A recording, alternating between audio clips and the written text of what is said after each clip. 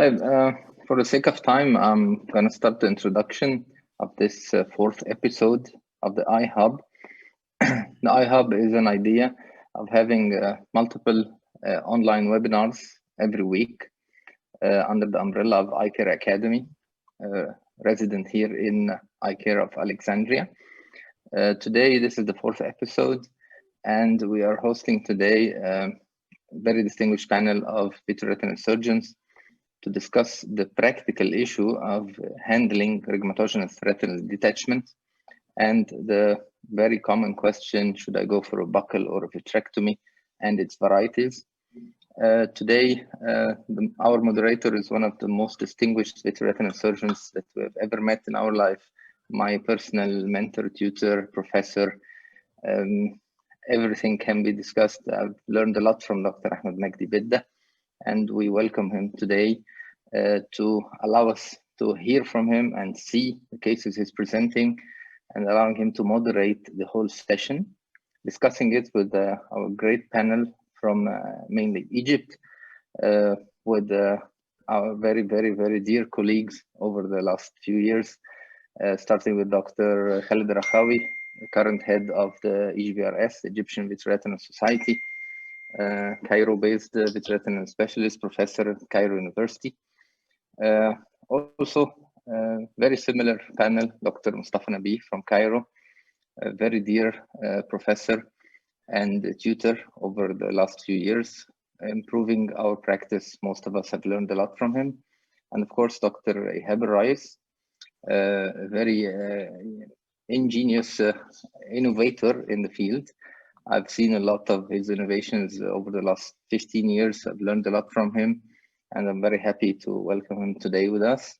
And my dear colleagues from Alexandria, Dr. Mohsen Abu Shusha and Dr. Amir Ramadan, very distinguished professors of vitreoretinal surgery in Alexandria, based with us in Alexandria University.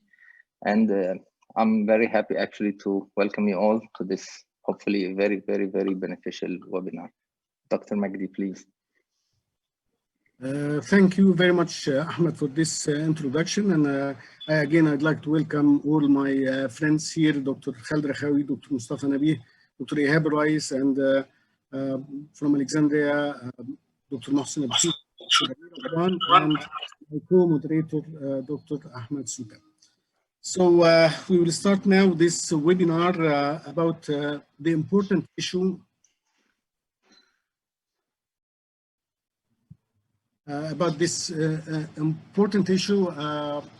whether to go for vitrectomy or scare buckles in management of primary rhegmatogenous retinal detachment.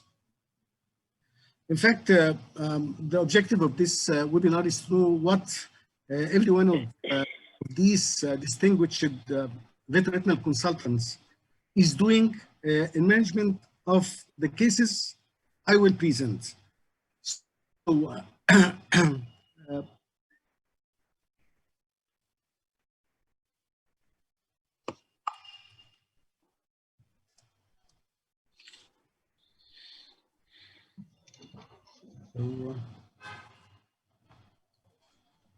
So, as everybody knows, the fundamental goal of all retinal reattachment procedures is to identify and close all retinal breaks.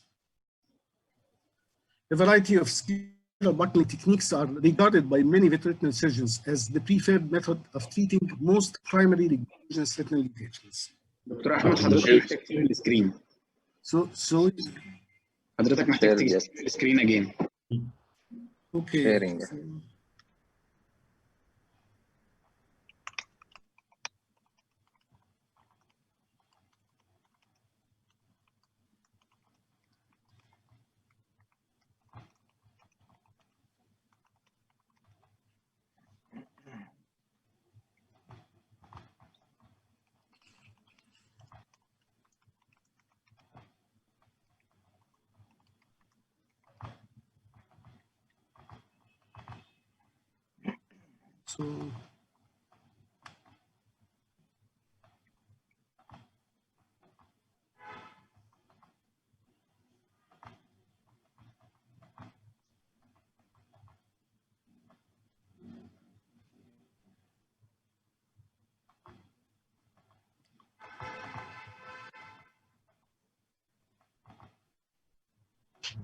So, Ma'am. can you see me now? Yes. We just need a full screen and it's on. It's full screen, Yes. okay now? Yes. Yes, sir. So a single scleral buckling operation is successful in about 90% of the cases. So this procedure is successful in very good percent of cases, actually. So two new innovations have been introduced to scleral buckling, including chandelier-assisted scleral buckles and supracolloidal buckles. And we are happy to have Dr. Ihab Rais, who was the one who innovated this supracolloidal buckling. And pneumatic retinopexy is a popular alternative to routine scleral buckling in selected cases. However, only 20 to 40% of cases are suitable candidates. Primary vitrectomy has gained increasing popularity in the management of routine retinal detachments. Its use in phakic eyes with peripheral retinal breaks is questionable. And with the advent of the minimally invasive vitreoretinal techniques, primary vitrectomy has gained more widespread acceptance. At the present time, no single technique is considered to be clearly the best by all vitreoretinal surgeons. So I will now start to present some cases and take your opinion about how to manage these cases. This is about a female patient, 40 years old, phakic, who presented with this temporal retinal detachment. The macula is detached, and examination of the upper half of the retina demonstrated the presence of a lattice degeneration with two small holes superiorly located. So I will start first with Dr. Mustafa Nabih. Dr. Mustafa, currently, what are you doing for management of such a case of retinal detachment? I think this case can be suitable for scleral buckle. What I think I can do for this case is an encircling band with an addition of a tire or maybe a radial buckle according to the size of the break that I find during surgery. So these are two without drainage of subretinal fluid. Without drainage of subretinal fluid. Please? Without drainage of subretinal fluid. Without drainage of subretinal. Dr. Khalid Rakhawi. Yes. Dr. Khalid Rakhawi, in your practice, what are you doing for such a case? Being 40-year-old makes me inclined to a buckle. We have to agree first that this case can work well with a buckle, with a vitrectomy, and even with pneumatic. But yes. Being 40-year-old with a clear crystalline lens, I'm inclined to do a buckle. And of course, I'll do just a localized buckle for the break area. If it is under a muscle, I would do a circumferential one because I don't like radial buckles under the superior rectus muscle. But if it is not exactly under the rectus muscle, I would prefer a radial buckle, and I would opt for drainage. In fact, sometimes I try to do the drainage first technique. So Dr. Mustafa Nabih and Dr. Khalid Rakhawi agree this is the case for scleral buckling. The difference is that Dr. Mustafa prefers a non-drainage procedure, while Dr. Khalid prefers a drainage procedure. May I ask Dr. Mustafa, why a non-drainage procedure in this patient with a lot of subretinal fluid, Dr. Mustafa? It's a lot of subretinal fluid, it is true, but all of this fluid is present in the upper temporal quadrant. And if bleeding happens during this drainage, I think it will go directly to the macula. Despite this amount of subretinal fluid, but I think a high buckle can reach the break and close it without drainage. So I prefer to at least to postpone drainage. Yes. So Dr. Mustafa Nabih prefers a non-drainage procedure for fear of subretinal hemorrhage during drainage of subretinal fluid. So Dr. Mustafa, if you decide to do non-drainage, would you inject a gas bubble or an air bubble at the end of the surgery or not? No, I don't think I need to do so. You don't need even actually air. If the I don't need. No, I don't need. If the buckle is in the correct position, the that's covering the area of the break, even it is not completely touching the retina. This operation works without range of subretinal. Dr. Ihab. Dr. Ihab Rice. I'm mute, sir. Dr. Ihab, it's muted. I will put a circumferential buckle from the superior rectus till the medial rectus. No drainage, and put a bubble of sulfur hexafluoride. Keep her face down the first day. I don't want to have like a macular fold to cause closing the break, so I'll keep her face down first day, then semi-sitting after. I won't drain the fluid. It doesn't seem to be too much fluid. So it's a circumferential bucket from the superior rectus to the lateral rectus, plus Yes. injection of gas. Sulfur hexafluoride 20% would be a good waiver. Okay. Ahmed Suka. Face down, because one of the risk factors in this patient, you might get a macular fold. If you occlude the breaks too early with that amount of fluid, non-drainage, you might get a macular fold.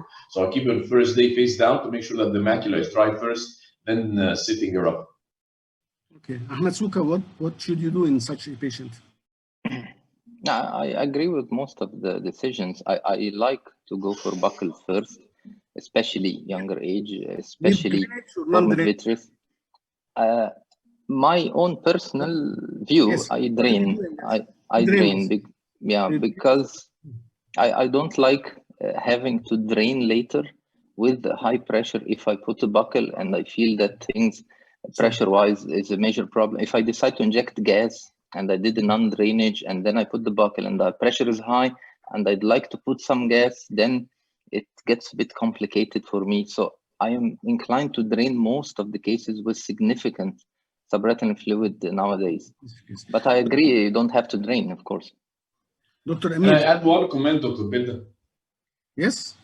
This is one of the patients that is suitable for suprachoroidal buckle and suitable for circumferential buckle. Because in that same quadrant where the tears are, the superior, I think it's around 1 o'clock or 2 o'clock. Yes. If I make one single incision there, I can buckle both tears by one single injection.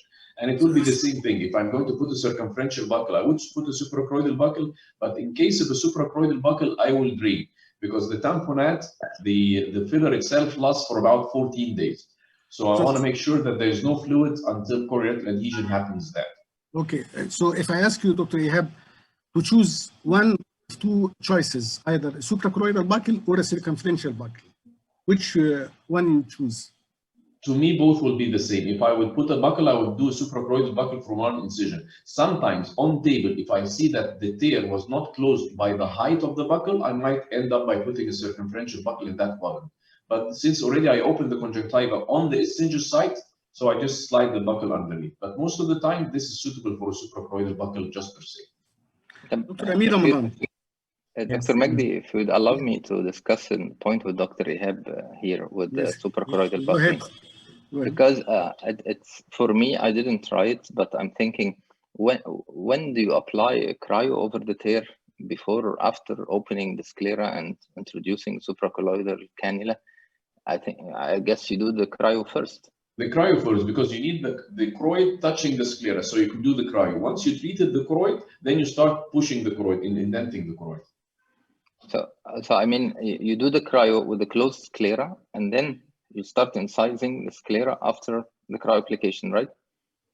Exactly. I do the cryo first. Okay. Dr. Amir. Yes. What should you advise this patient to do? In your practice, what are you actually doing? I would do a band and tire. I would put a circumferential tire, maybe centered over the superior rectus, and I would drain, and I would probably inject 0.3 milli of SF6. SF6, drain and gas also. Scale buckle, drain, gas. The three of them. Yeah. Air can work instead of gas, Dr. Amir? Air can work, yes. Air can work, okay. Dr. Mohsen Abu Shusha. For me, yes. for me, 40 years old, seems to be emmetropic, not high myope. If the retinal periphery other than the break is intact, I will go for pneumatic retinopexy using sulfur hexafluoride, using the steam roller technique to flatten the macular area and to avoid pushing the fluid more to the macular area. So your primary choice is pneumatic retinopexy. And retinal periphery. Yes, for this patient, yes. So Dr. Mohsen, first choice is pneumatic retinopexy, and we all agree that all these cases work. All the techniques work. We can reattach the retina by different techniques, but we would like to know what the experts choose as a primary choice for management of these cases. So may I ask Dr. Mohsen? Dr. Mohsen said if we have other retinal breaks other than these two holes, we have to. Would you change any of your indications if you have, Dr. Mohsen, breaks not here superiorly, but in the infratemporal aspect? If you find a break in the peripheral infratemporal aspect, would you change your decision for pneumatic retinopexy, Mohsen?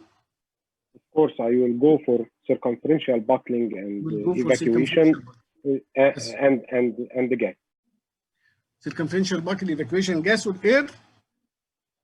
Whatever, gas or air, both works. In fact, this patient had done cryotherapy for the retinal breaks, drainage of the subretinal fluid and circumferential buckle, as most of the panelists agree. However, during screening of the peripheral retina, I have found an infratemporal flap tear here, for which extension of the scleral buckle inferiorly has been done and the retina has been attached. Dr. Ahmed, I'd like to introduce a question here. Most of us have tried the all possible techniques in such cases, and then we ended up doing usually one of them. I usually do as you have done here, drainage mainly, buckle inclining towards circumferential, sometimes radial, if I'm very sure there are no other breaks. But my question is, for example, pneumatic retinopexy. I've done cases like this, pneumatic retinopexy, but I still incline now to the buckle, and I have my reasons. My question for the other panelists, when you have tried, for example, pneumatic retinopexy in such cases, how much was the incidence of recurrences in your cases? And do you feel that doing the buckle and some drainage, improving your IOP management, has a higher chance of success in such cases? So I guess Dr. Mohsen answer? Yes, may I answer? Yes, Yes. I think your question should be answered according to the inclusion criteria. What the cases you choose, what the cases you include or you choose for pneumatic retinopexy. As I said before, if you will examine the retinal periphery, if you are sure no other pathologies are present in the retinal periphery, like Dr. Ahmed said, infratemporal, and you have just one or two holes not less than 1 clock hour distance from each other, I think in my hands, if I choose according to this criteria, the success rate is about 90% at least. Do you feel that if you use the buckle in the same cases you've used the pneumatic, you have a higher percentage of success or not? It's just your practice. In this criteria? Yes, and the similar. I don't think the success rate in buckling surgery all over the world is about 95 to 98%. Do you think there is a difference between 90 and 95? And about the duration of surgery, the general anesthesia, and opening the conjunctiva, I think everything should be weighed against each other. Okay, I agree. I still use pneumatic. I agree. Mustafa, would you like to comment? Yes. Yes. Of course, pneumatic retinopexy can work, but I faced some cases where there is another break that develops after the surgery. Usually, in this case, it's called to be in the inferior area at about 6 o'clock. And here you have to do a reoperation facing another break. So in this may be due to traction. New breaks, yes. New breaks can develop usually in a diametrically opposite area. I have seen cases like this. So I reserve pneumatic retinopexy for those cases which I cannot operate immediately otherwise, like the patient is not fit for anesthesia, and of course the condition of detachment is suitable for pneumatic retinopexy. And actually Dr. Magdi has told us many years ago that he treats some giant breaks with the pneumatic retinopexy. As far as I remember, maybe it was 15 years ago. And actually, I did use that for a patient who was unfit for general anesthesia, and it worked. Okay, may I add something, Ahmed, for this? The pneumatic retinopexy study has answered this question, actually. Success rate pneumatic retinopexy in the primary is 82% compared to 90% with the single scale buckle. So scale buckle success rate is a little bit higher than retinopexy.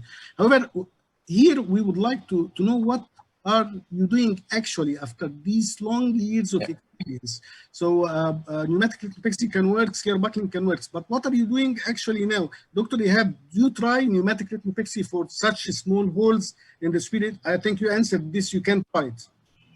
Well, to me, pneumatic retinopexy is an outpatient procedure. So if I can fix an outpatient procedure, just do laser and put an air bubble or gas bubble in the clinic, this patient is suitable for pneumatic retinopexy. But if I'm going to take the patient to the OR, then definitely I'm going to put a scleral buckle or much easier, a suprachoroidal buckle. If there is one single tear or two simple tears in one quadrant with a pocket of fluid 3 o'clock hours, then I would just insert the cannula and inject this.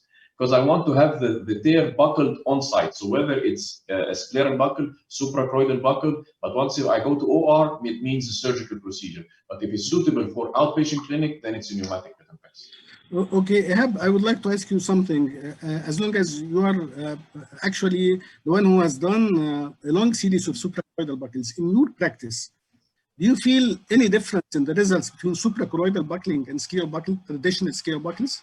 Well, there is a learning curve injecting the fluid, how much you need to inject the filler. It's not easy, and depending on which type of filler, sometimes you keep injecting to try to oppose the choroid to the retina, and you find that you injected a long or a large amount of fluid. So there is a judgment, definitely you have to decide.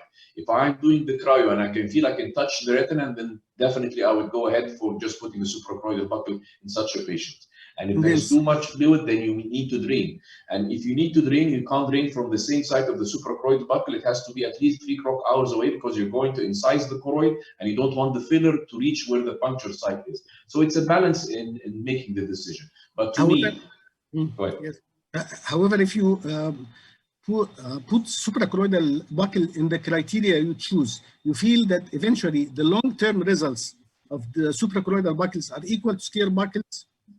Well, sometimes you have, I must say that there are failures if you have absorption of the buckle before you have the chorioretinal adhesion. By time you judge that in patients which are doing suprachoroidal buckle, I need immediate apposition between the retina and the choroid, and in most of these patients I drain. But only if I put a scleral buckle, then I might defer drainage because I know that already I have a permanent support that I can lay on. I don't care if it takes 3 weeks to have the fluid gone or not. But if it's a suprachoroidal buckle, I'd like to have chorioretinal appositioning on table. Okay. Now, this is another patient having a similar condition. If you see, this is an inferior temporal retinal detachment. Macula is detached. The temporal half of the retina demonstrates these small holes within a lattice degeneration. And this is the nasal retina where you can find subretinal bands in the nasal part. And this is the inferior part of the retina. Dr. Khalid Rakhawi, any difference in the management of this case than the previous one? Yes. Well, this for me, this is more for a buckle than the previous case. For me, the presence of subretinal bands which do not appear to prevent retinal reattachment is an indication for a buckle, not for a vitrectomy. And of course, in my practice, at least, this is not a case for pneumatic retinopexy. The presence of subretinal bands indicates possibly a long-standing detachment, which is favoring drainage. I think the point of drainage also needs to be further discussed whether in this case or in the previous case. But let me confine my talk on the type of buckle which I'm going to use. I would use a half tire. If the superior retina, which is not shown here, is nice without any no breaks other than these two holes. Great. Then I would use a half circle tire, 180 degrees, and a 360 band. In this case, with together with drainage, and I think the point of drainage needs a little bit more discussion, Magdi, if you wish. So this is a case for sclerobuckling drainage of subretinal fluid. So the message Dr. Khaled would like to tell us here is that we have to differentiate between subretinal bands from longevity of the detached retina and subretinal PVR. They are two different issues. So this is a subretinal band due to longevity, and in this condition you can go and do a traditional sclerobuckle, and this will solve the problem. Dr. Amir, I'll add something to her, Beda? Yes, go ahead. I think this is a myopic patient also. So it looks like a myopic patient with no PVD. And these patients have viscous fluid. So definitely the point that Dr. Rakhawi just raised about doing the drainage is very important, and it takes quite a lot of absorption. So here, I think that there is no PVD in a myopic patient also. So, Dr. Magdi, the audience asked the question on the previous case, and I think it's related here to the idea of the drainage and the idea of no drainage procedure. The question is, how would you do a non-drainage procedure, and without draining, how does it work that the fluid is gone and the retina is attached? This was the question. And I would extend it to this case after we explain this mechanism. I think you're the best to describe it, I guess. Yes. In fact, I adopt a non-drainage procedure when I am able, during surgery, to make sure that the retinal pigment epithelium and neurosensory retina are touching each other, or at least I apply the sclerobuckle and inject something to help apposition of the neurosensory retina and retinal pigment epithelium. So in this condition, for example, if I decide a non-drainage procedure in this patient specifically, I put a band and a localized tire on these retinal holes and inject an air or gas bubble and ask the patient to position on his right side. The sclerobuckle itself, if it is not completely opposing the retinal pigment epithelium and the neurosensory retina, the air bubble will help the complete opposition. But once I feel that I am unable to achieve a complete apposition or near complete apposition, actually, near complete apposition, no, I drain the subretinal fluid, I will be more comfortable that this will. Well, okay, I think, Dr. Ahmed, I think that the answer is retinal continuity. If you close the tear, whether from the inside by a gas bubble or from the outside by the choroid, the retinal pigment epithelium pushes the fluid out. So if you do indentation to the choroid to achieve retinal continuity just by blocking the fluid and you still have fluid, it will absorb. Or from the inside, if you put the gas bubble achieving retinal continuity, still the retinal pigment epithelium will drive the fluid. Yes, however, the idea is don't leave the neurosensory retina far away from the retinal pigment epithelium. Don't leave it. In most of the cases, the subject will not be drained. However, you are allowed to leave a very little amount of distance between the neurosensory retina and retinal pigment epithelium. It can work as the vitreous can plug the holes. Exactly. Attachment. May I add one more point, please, on drainage? Apposition is one point, but there are more points to drainage, which is you need volume. In this case, I think most of us will agree that you will need some sort of voluminous buckle. In the previous case, maybe the buckle could be not so voluminous, but in this particular case, it is voluminous. In the previous case, you need volume also, but not particularly for the buckle, but for injecting an air or gas intravitreal to support, as you just described now, to support the air from within. So considering that we need volume and considering the intraocular pressure situation, I favor drainage in the greatest majority of cases. Non-drainage is very, very limited, has very limited place in my practice. Okay. I think the question was actually circling around the idea that if you have formed vitreous, not the vitrectomized case with formed vitreous, that the vitreous itself can help in plugging the tear, especially in superior tears. And I'm not sure if Dr. Mustafa Nabi, when he decided to do a non-drainage procedure, I have a feeling that he would accept here some fluid and non-complete coaptation between the choroid and the retina at that point because of the superior position of the tear and of the formed vitreous that helps you to plug the tear from inside. So I think this was the circling part of the question, and I'd like to hear Dr. Mustafa. Yes, this is true. We depend a lot on the vitreous gel, but let us think of the matter from the mechanical point of view. The detachment now has a certain configuration representing a balance between the passage of fluid from the vitreous cavity and absorption of fluid through RPEs. If you put a buckle properly positioned underneath the retina, you narrow the space between the retina and the retinal pigment epithelium at the site of the tear. So the amount of fluid passing is going to be less. This, with time, in the following few hours after surgery, will result in more approximation of the retina to the buckle. If the buckle is properly positioned under the tear, usually I find the retina completely dry the first dressing, the next day.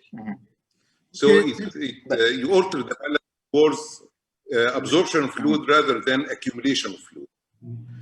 Thank you very much, Dr. Mustafa. I agree that non-drench can work in the first case. However, if I am personally going to do the case like this, I would, at the end of the procedure of the surgery, do paracentesis, remove fluid from the anterior chamber and inject an intravitreal air bubble.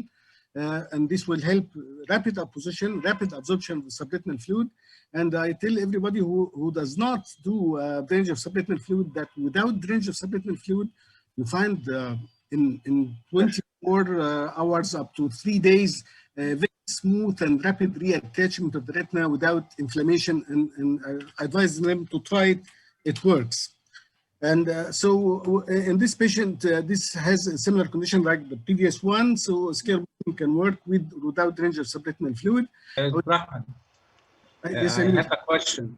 The previous patient, if he has a macula on detachment, inferior detachment, would you postpone the surgery? Because I was once asked by a colleague if he's a macula on and inferior detachment. So rheumatologist, why postponing the surgery? Rheumatologist detachment is an indication for surgery. If even the macula is not attached, you have to reattach the retina. You don't leave the patient until the macula gets detached. Yes. I think you mean that the progression of these patients. Well, if this is really a myopic patient and a young myopic patient with no PVD, sometimes these cases don't progress for years. Maybe Dr. Amir, maybe that was. Yes, I'm asking about this. If even doesn't progress rapidly, you shouldn't leave the patient, should go for surgery. The field will be affected and there will be a permanent defect in the field.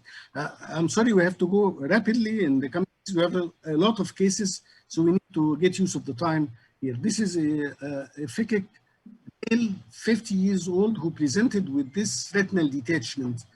This is a temporal retinal detachment touching the foveal center. Examination of the retinal periphery revealed the presence of a flat tear here, up and temporal. So this is the appearance of the composite photograph of the patient. I need to know what everybody in this panel do for such a case. Rapidly, the technique he prefers for this case.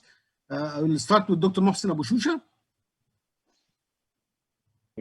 For me, circumferential buckling, evacuation, sulfur hexafluoride bond 3. So it's a combination of scale buckling, gas, and range of subretinal fluid. Dr. Ahmed Souka. Similar, but I don't inject gas. I drain and put the buckle in cross. Circumferential buckle drainage, no gas. Yep. No gas. Dr. Ihab Rais. If there is no PVD, I would put a buckle. If he had a PVD, I'll do vitrectomy and laser. If he has PVD. So if he why? Has PVD, if he just has PVD, then I'll just go for a vitrectomy and limited laser on that quadrant to stay on the left side, or on this, on the left side with an air bubble, it would be okay. So vitrectomy and gas. Fine. Dr. Amir Ramadan, this case? I'll go for buckle and drainage. Buckle and drainage, circumferential buckle drainage. Yes. Dr. Mustafa Nabih. What's the size of the break? I cannot actually know where the break is. The break is here. This is the break. This is a flat tear. This is this small thing. This is a small tear. Yes. Flat tear or an open tear? Flat tear, it's an open tear. It's not flat. It's a flap. tear, horseshoe shape. But open tear, yeah. Yes, it's an open tear. Yes. Yeah. What are you doing, Dr. Mustafa? I do a radial buckle without range. You do radial buckle plus. Without range. Gas, air or gas without range, or no air or gas? Radial buckle, just cryopexy and radial buckle. No range. Dr. Khalid Rakhawi? Yes, 3 points make me choose radial buckle as compared to circumferential. First, I see that the tear is rather posterior, and in my hands I reach posterior tears much easier with radial buckles than with circumferential buckles, which is not a good position to put a circumferential buckle. The other point is that with this case, I would prefer to do a drainage procedure, of course, and to accommodate for an air bubble. So I would go for a radial buckle plus drainage plus an air. I don't think I need gas in this case. In fact, this patient has done the procedure exactly described by Dr. Khalid. We have done drainage, local radial scleral buckle, and this is the composite photograph showing the buckle. There is an air bubble superiorly located, and this is the appearance before and after. Of course, all the techniques mentioned by the expert panels to work. However, we would like to point that local radial scleral buckles, as mentioned by Dr. Mustafa Nabih and Dr. Khalid Rakhawi, work. They are simple procedure. This takes a short period of time, and it works nicely in such a case with localized retinal detachment caused by a single retinal break. I would like to ask why would we revert to vitrectomy in such a case? I mean, what's the urge? Is it only not putting a buckle? No. I mean, I don't use personally radial buckles. I use circumferential buckle. But one single tear like this with a PVD in a 50-year-old, most likely might have a PVD. I'll just do a vitrectomy and simple laser. An air bubble will do. I mean, even if you do a scleral buckles will do the same thing. But I mean, to me, I would do a vitrectomy and laser. If I have a PVD, I'm more eager doing vitrectomy. So Dr. Wahab, you mentioned that PVD. May I ask a question? Of course, Dr. Mustafa, go ahead. How can you be sure that there is a PVD? Mobility of the retina, and of course examining the vitreous cavity. How preoperatively you can be sure that? Well, in 80%, 90%, you can actually, judge that there is a PVD. Okay, another way to ask this part, and if we have no PVD, why don't we do the vitrectomy? Yes. Because you will have turbulence of fluid, you have to initiate fluid, which can cause more tears. If I have no PVD, I would go for just putting a buckle around the eye. Okay, but suppose we have a PVD and we start, but we find that the vitreous at a certain equatorial area is too tight, attached more than I mean, this patient would work fine with buckle and vitrectomy, but the judgment, as Dr. Bida is just asking, what is my initial approach? I would go for a vitrectomy in such a patient if I'm sure that he has a PVD. But if no PVD, I just put the same thing. I put a circumferential buckle, not a radial. I don't like radial buckles, but I'll put a small circumferential buckle and an air bubble. I am in total agreement that both work, and sometimes I do vitrectomy. My question I want to highlight, why do we choose the vitrectomy sometimes over the buckle? The benefit here. For a patient that doesn't need to put something underneath the rectus muscle, if I can fix it with a vitrectomy without causing any problem, I just do it. Instead of putting something underneath the buckle. That's the buckle element itself. Okay. This is another case of local radial scleral buckles. I'd like to show that these cases work and can reattach the retina. This is another patient, 39 years old female, pseudophakic, who has a similar condition, upper temporal flap tear, detachment involving the foveal center. The only difference between this case and the previous cases is that this patient is pseudophakic. I need to know rapidly from every one of you what to do for this case. Start with Dr. Amir Ramadan. This is a pseudophakic patient with upper temporal flap tear. In your practice, yes. If I can pupil dilate well, and I'm sure this is the only break, I would go for a scleral buckle. Scleral buckle also. And not vitrectomy. Yes. So being pseudophakic does not change your decision of surgery. like the No, people. yeah, the visibility. The visibility. Okay, Dr. Mohsen Abu Shusha, in your practice. Serial buckling. Serial buckling.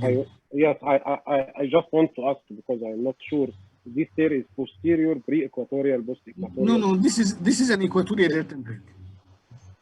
Circumferential buckle. Circumferential buckle.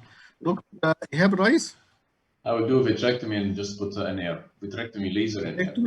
Vitrectomy, laser, and air. So change in the decision is that this patient is pseudophakic. You find that you will not compromise the lens with vitrectomy.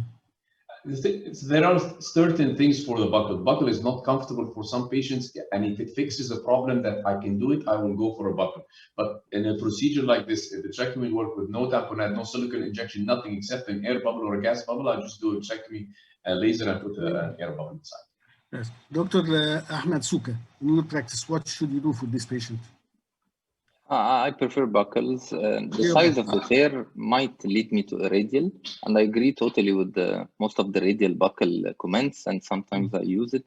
I use, actually, when I apply my cryo, when a single cryo ice ball is covering the whole tear, I think of a radial buckle. But if I have the ice ball and the tear is extended beyond it, I don't like to put radials because they're generally small in such situations. So being a pseudophakic does not change your decision of surgery. No, only if I'm not seeing the periphery well. If the capsule is really bad and I'm not seeing well, I don't feel comfortable, I might shift.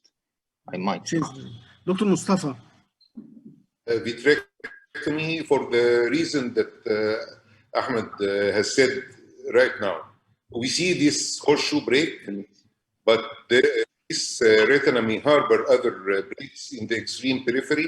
And in a pseudophakic eye, I can reach the extreme periphery, see it well, see the aura bays one by one, and in this way, I feel safer doing this vitrectomy. So, in your practice, you prefer vitrectomy for this case. Khalid? For this case, yes. Dr. Magdi, you asked us about our actual preferences right now. Yes.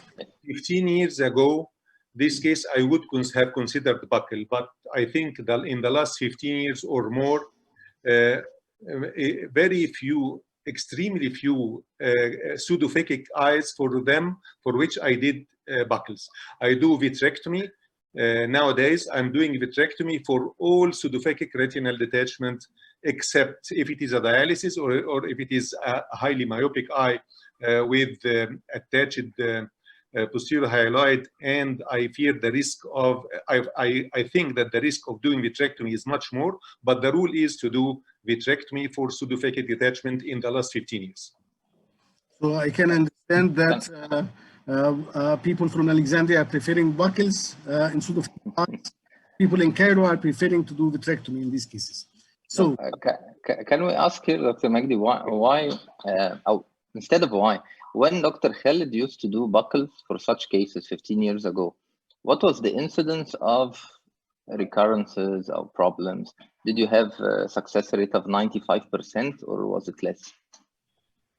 Both, I still admit now that both buckles and vitrectomy can work in these eyes. What makes vitrectomy more attractive to me nowadays is, first, the majority of patients with who have done previous cataract, they have PVD, they have some vitreous turbidity, and they are much happier when you do vitrectomy for them. This is you attach the retina by both techniques, but this is one point. The other point is what you have mentioned, Ahmed, about the possibility of having some peripheral opacity in the capsule. And what was mentioned by Mustafa is the possibility of missing some peripheral breaks. I think I cannot give you that I moved from buckle away from buckle to vitrectomy only because the success rate of attaching the retina. I have moved for the simplicity, the ease, the comfort of the patient, as well as my own comfort and happiness with the sure result that I'm getting with vitrectomy in pseudophakic eyes. I'd like to add also that pseudophakics would like to keep the refractive correction after the IOL implanted, and putting the buckle does change this nearly Okay, Dr. permanently. Khalid, question. Yes, Do yes, you put gas or silicone in the pseudophakic eyes, the instance, the percentage? Without PVR, it is almost always gas. Exceptionally, it is silicone oil if the break is too large at 6 o'clock, for example. I don't trust gas in those situations, even if the patient positioning is reliable. So in the greatest majority, again, is gas, not silicone oil. So I need to add one point. I need to ask Dr. Mustafa Nabih one question. Dr. Mustafa, you prefer vitrectomy in pseudophakic eyes, but I'd like to ask you, did you regret at least once that you have chosen vitrectomy instead of scare buckle for such pseudophakic eyes? It's a very good question. Definitely, I did, and many times I regretted doing some operations altogether. But there is a point actually that if you are talking practical. Yeah. When I told my assistants that we are having a buckle, they are not happy at all. I don't know what's the situation in Alexandria, but very small number of assistants now are comfortable with assisting in buckling. Buckling procedure needs a good assistant, while in vitrectomy you don't rely much on the assistant. So this adds actually to the equation. And this adds to the equation calculating whether to do buckle or vitrectomy. Again, I would like to ask you a question. For every one of the panelists, did anyone observe sometimes a bizarre field effect after doing primary vitrectomy for rheumatogenic retinal detachment? What?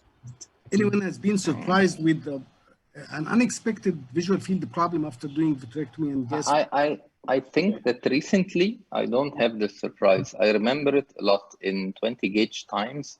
I remember it with, I think, worse light type and light intensity. I think it had something to do with it, or maybe the 20 gauge. But in 23 gauge era and the last 7 to 8 years, I don't recall somebody having a problem because of the vitrectomy as a field effect. And well, so it was noted. Dr. Ihab? It is noted in the literature, of course, the field effects could happen from the jet stream when you go to fluid air exchange. But that's part of the, if you have like a continuous air fluid drying part of the retina for quite some time, you might get a field change from that. But not from the vitrectomy itself. Dr. Mohsen, Yes. have you been confronted with the problem of a field defect after doing primary vitrectomy for retinal detachment? Yes. Sometimes I am confronted like this. And in addition, I would like to ask my professor if the same case was managed by buckling and or vitrectomy. Collectively, what do you think the visual acuity regarding the quantity and the quality, which is better in buckling or in vitrectomy? In my hand, if I manage the same case in vitrectomy, the quality and the quantity of vision, I think in my hand is less than buckling. I don't know what the opinion of my professor. Dr. Khalid, the question is for you. Yes, I did not see this observation. On the contrary, I have just mentioned that patients with vitrectomy are not infrequently happier because of getting rid of their vitreous floaters, which is not the case with buckle. Also, Ahmed Souka has mentioned that the refractive change for buckle. So if I'm talking about my own observation with my own patients, I did not notice what you have mentioned, Dr. Mohsen. Okay, so this Dr. Magdi, the attendees are asking you, what did you do for the last case? They said that you have not mentioned what was your procedure of choice. Procedure of choice for pseudophakic, this case? Yeah, this one. Yeah, exactly. As long as I can see a clear media and a mobile retinal detachment without PVR, this is an indication for scleral buckles. I prefer scleral buckles for primary retinal detachments. I feel that the success rate is almost equal in both procedures. However, the quality of vision after a scleral buckle in my hands is better than after vitrectomy. So this is why I feel that learning scale buckle is very important, and I encourage all the young staff to learn scale buckling before going for vitrectomy. They have to learn, of course, vitrectomy. However, before going, I have noticed that the young generations believe that scale buckling procedures are much more difficult surgeries than vitrectomy. I don't feel this at all. I don't feel that takes more time than primary vitrectomy. Both can work, and I believe that scale buckle saves you and saves your patients a lot of problems. Actually, Dr. Mustafa, yes. To be true, actually, scale buckles are more difficult than vitrectomy, but they are better for the patients. But they are better for the patients. So this. Yes. And we do many difficult surgeries to make the patient happy. Okay. So I think we have to do some scale buckles. Yes. Dr. Mustafa, let's see again. What do you mean better for the patient? You mean visual acuity or more comfortable? Again, going to what Dr. Rakhawi said. I mean, in this era, doing a sutureless, or I don't mean sutures, but I mean small gauge vitrectomy is more comfortable than putting a thyroid band, having limitation in the eye movement or whatever problems from scleral buckles, unless it's a must. So if a case will only work like a phakic patient, a phakic young patient, which Dr. Bedda showed, then I would put a scleral buckle and tell him that this is better than having cataract later on. But if you have a 50-year-old in which I can fix it with a vitrectomy, then I would avoid the problems of potential buckles. Okay, now I'd like to tell you that we have only 15 minutes remaining, and we have discussed only about we have time, no problem, sir. You can. We have a lot of cases, so I'd like to have rapid answers for these questions, for the coming questions. So this patient having an upper bullous retinal detachment to this extent. This is a phakic patient, young, 33 years old, and I need to know from everyone what he is doing actually for such a configuration of detached retina. Start with Dr. Mustafa Nabi. Vitrectomy. Vitrectomy and gas, silicone oil. Gas. Vitrectomy and gas. Dr. Khalid Rakhawi. Yes. 30-year-old with a clear crystalline lens, I wouldn't go for vitrectomy. I think this is for a buckle in my hands, but also pneumatic retinopexy should be offered to the patient, because the patient could choose pneumatic and he might prove correct. But in fact, I prefer a buckle. You prefer a buckle? You prefer to drain the subretinal fluid at which stage? Yes, in this particular case, actually in many cases, I drain as the first step. Drain and then drain. Drainage first, then air bubble injection into the vitreous, or drainage could be. Sometimes I do this. The drainage is partial drainage. I don't drain completely in order to avoid the need of injecting air inside the vitreous, because it sometimes can jeopardize your visibility. So controlled drainage, and then cryopexy, then completion of the drainage and putting a buckle. This so it's a drainage, cryo, air, and buckle. Drainage, cryo and air are alternatives. Most of the time, cryo before air, and then buckle at the end. Right. Okay, Dr. Ihab, for this patient? I would do a buckle. I would do the same thing as Dr. Rafael just said. I would drain, but I won't inject air. Sometimes I reform the eye with a little bit of saline. Then I will do my cryo. So you drain, do injection of saline? The concept is drainage, cryo. So if I feel that it is hypotenuse, I might form the eye with some saline until I do my cryo, so I can see where the tear is. I don't put the air in the beginning. So you will not be afraid that saline can pass through this retinal break into the subretinal space? No. You cannot. Dr. Mustafa Nabi? I choose vitrectomy for those. Dr. Ahmed? Yes. Ahmed, okay. I'm still inclined to DA's technique, dryo, air if hypotenuse, cryo, and buckle probably. This one can take a radial, and it looks very small to me. So it's a scleral buckle also. Dr. Abu Shusha? This without A. I may defer the air to the end. So drainage. According to pressure. Okay. Amir Ramadan? Yes, also partial drainage. Is, buccal also not vitrectomy for such a young phakic patient. Now we have this patient, 30 years old, male, pseudophakic, and the patient has this retinal detachment with an inferior flat tear at 6 o'clock. Pseudophakic patient, Dr. Mustafa, with this inferior retinal break. Tell me what to do for. Vitrectomy with gas. Gas. And tell the patient to lie gas, yes. Yes. If it is the only thing that no more pathology than this, vitrectomy is gas. And which position do you advise your patient? And tell the patient just on the side or on the back? On the side. Just on the side. On the side, yes. So this 6 o'clock tear is going to be a 3 o'clock tear if the patient is on the side. Will be a 3 o'clock tear if the patient is on the side. Can you? He is lying on the side, yes. So can you? How does it change its position when the patient looks on the side? Because the watch is turned to the side. It's a 6 o'clock when the patient is upright. But if the patient is on the side, it's going to be a 3 o'clock. It's going to be horizontal.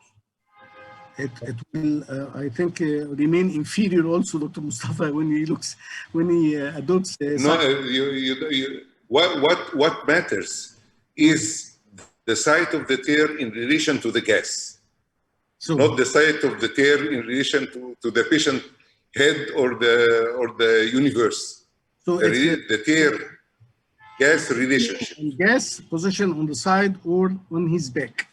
Dr. Ahmed Suka. Yes. What should you do for this patient? If I'd like just to comment, if I do vitrectomy, I try what Dr. Mustafa said, and I explain to the patient that if he sticks on his side, we have a much higher percentage of success than if you keep it upright or walk around all the time and you get gravitational fluid at 6 o'clock and so on. But I have to admit, it's failing a lot. I mean, patients don't really stick to this position, in my hands at least. But in this case, I usually go for a buccal, and if this is the presentation of the patient, I think the success rate of doing a buccal with drainage, a good buccal inferiorly with drain circumferential, versus vitrectomy with silicone or gas, I think success rate is much higher in the buccal case, much higher. So your decision is buccal? Buccal circumferential drainage, definitely. Okay, Dr. Ihab writes for this patient what you should do. Vitrectomy, complete removal of the vitreous and the vitreous base and laser. I would put at the end of this case a small suprachoroidal buccal inferior at 6 o'clock. So it's vitrectomy, suprachoroidal buccal, endolaser, and gas. Yes. The small suprachoroidal buccal, since it's a simple procedure, but I won't put a circumferential scleral buccal. So it's just a single injection to support that tear until the laser takes over with the gas. Dr. Mohsen, what you do for this patient? Buccal evacuation, radial buccal and evacuation. Radial buccal, would it be a bit difficult to insert it under the inferior rectus muscle? I think it's a large break, and to some extent it's a posterior break. So it's a scleral buccal, you prefer radial? Amir Ramadan? Yeah. Well, I would prefer for this case, a lot of cases I tried buccal and there is progression of PVR. I don't know why. So I would prefer a combination of buccal and vitrectomy and according to the condition, gas or silicone. So it's a case for both vitrectomy and scleral buccal. Okay. Yes. Khalid Rakhawi. Let me first, I will tell you my choice, but let me first put some light for the audience why the decision making in this particular case is difficult, even more difficult than all the previous cases you have shown previously, Magdi.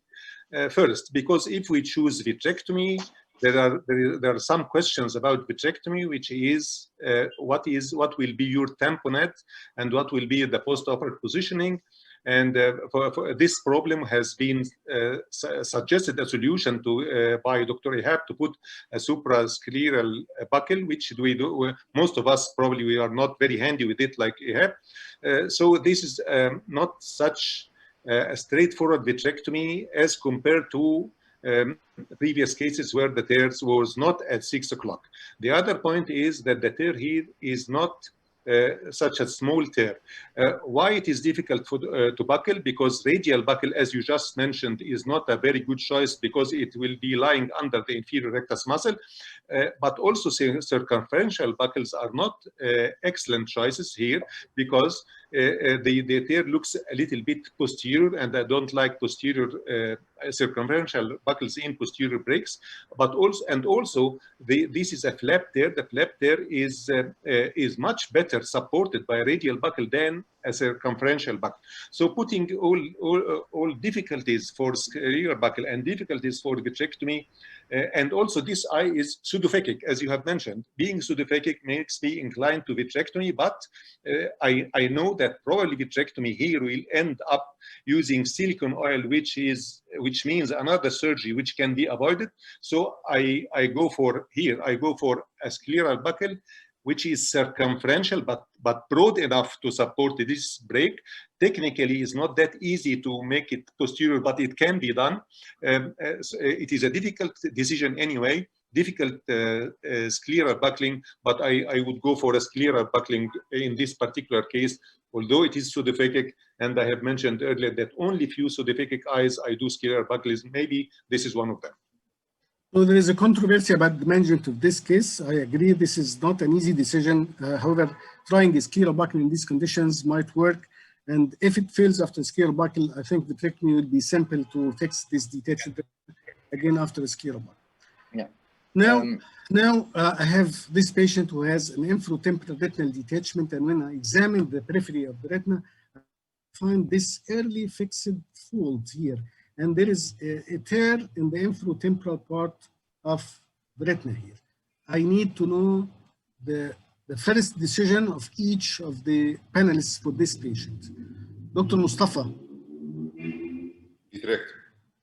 Vitrectomy and which tamponade? It can be either gas or silicone, depending upon the situation at the end of surgery. I think it's going to be gas. Gas. This is going to be gas, yes. So you go for vitrectomy, gas for this patient. No scleral buckle. Yes. No, and vitrectomy is not combined with the buckle. You told me about my first choice. Yes, yes. No buckle, no buckle, no buckle. For this patient. Dr. Ihab. No buckle. I would go also for a vitrectomy. At the end of the case, I will judge if I need to put a circumferential buckle inferior or not. But most of the time, if I have very good vitreous-based dissection, I remove everything over the retina. I would just put laser around the area, the inferior retina, and a gas bubble. See if we have to keep the patient down. Okay. Your decision for this patient. Circumferential buckle, vitrectomy, silicone. Radial, I didn't hear you. Radial buckle plus vitrectomy and silicone oil? Circumferential buckle. Circumferential. So it's circumferential buckle, vitrectomy and silicone. So this vitrectomy and silicone. Amir Ramadan? I will do vitrectomy and silicone. Vitrectomy and silicone oil tamponade, no buckles. Dr. Ahmed Suka? Now, I beg to differ. I do buckles. This is PVR contained in one quadrant. They usually succeed with the buckle in my hands. And the PVR itself is pushing me to put a buckle for possibilities of fibrosis in the future. If it will end up in a vitrectomy, I like to have the buckle as the preliminary procedure that might succeed and end everything, no problem. If I get more fibrosis, I go for a clean vitrectomy supported with the buckle already in place 3 or 4 weeks before. If it fails, usually it doesn't fail because it's confined to one quadrant. Of course, drainage, I have to do it. And of course, the size of the tear might affect my decision, how big it is. In fact, I know that most of you will choose vitrectomy, only Ahmed Suka who would choose. I did not comment. You did not ask me. Sorry, Khaled, I forgot. Go ahead. Okay, I was just going to say that in these days, most of my young colleagues would say it is a case for vitrectomy. For me, in my hands today, it is also a case for vitrectomy, but I remember quite well before the era of mastering vitrectomy, if we consider ourselves now mastering vitrectomy, before that era, those eyes, many of those eyes would go very, very well with scleral buckling. This is just to point out that scleral buckling can work even in the presence of this degree of PVR. However, your primary decision for management of this case is vitrectomy nowadays. I think so. Yes, my decision is vitrectomy. Actually, let me ask Dr. Bedda a second thing. In this patient, if you would put a buckle, Dr. Bedda, will you put the buckle all the way to the edge of the proliferation, or just close the break and neglect the break only? No. The objective of scleral buckling is to close the retinal break. So you don't have to go for this actually. So this is the appearance 1 day after surgery.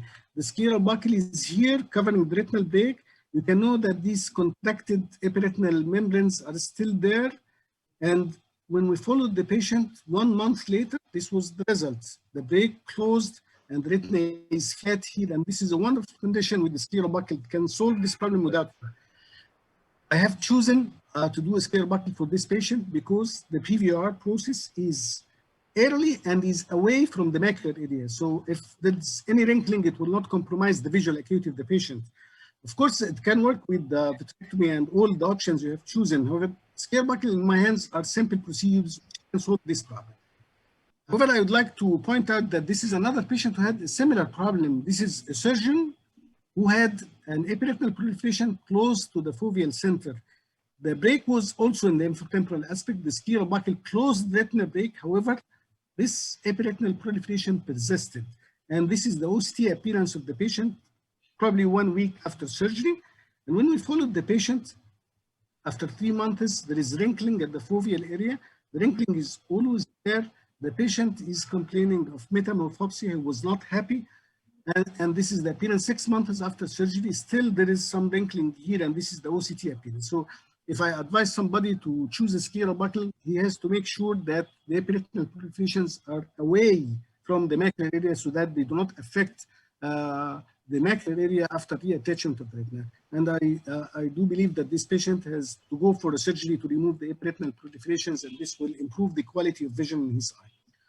So, but still, sir, the procedure of vitrectomy after the buckle with this clean retina for just epiretinal membrane removal is a very simple vitrectomy, no tamponade whatsoever.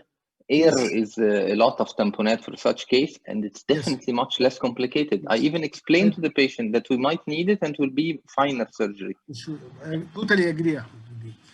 This is a 17 years old female phakic who has this problem.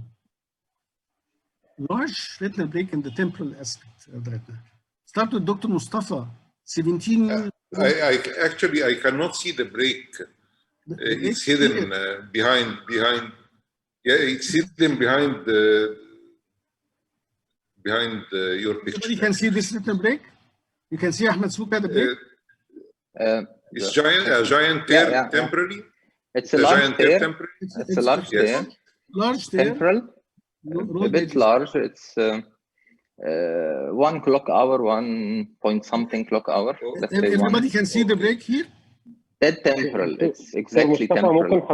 ممكن حضرتك تحرك الصورة بعد إذنك. أيوة. الصورة خلاص اوكي. السبيكر ممكن حضرتك تحركها. I can see it. Yes. Okay. It's a 17-year-old. Yes, phakic. Okay. I go for a scleral buckle. Most probably is going to be a circumferential buckle with drainage and air injection. Okay, Dr. Khalid? Circumferential buckle with an encircling band. Okay, sure. Another difficult decision making to make. 17-year-old makes me refrain if I can from doing vitrectomy. But the appearance of the tear with the posterior the posterior edge of the tear appears a little bit rolled, if I'm correct.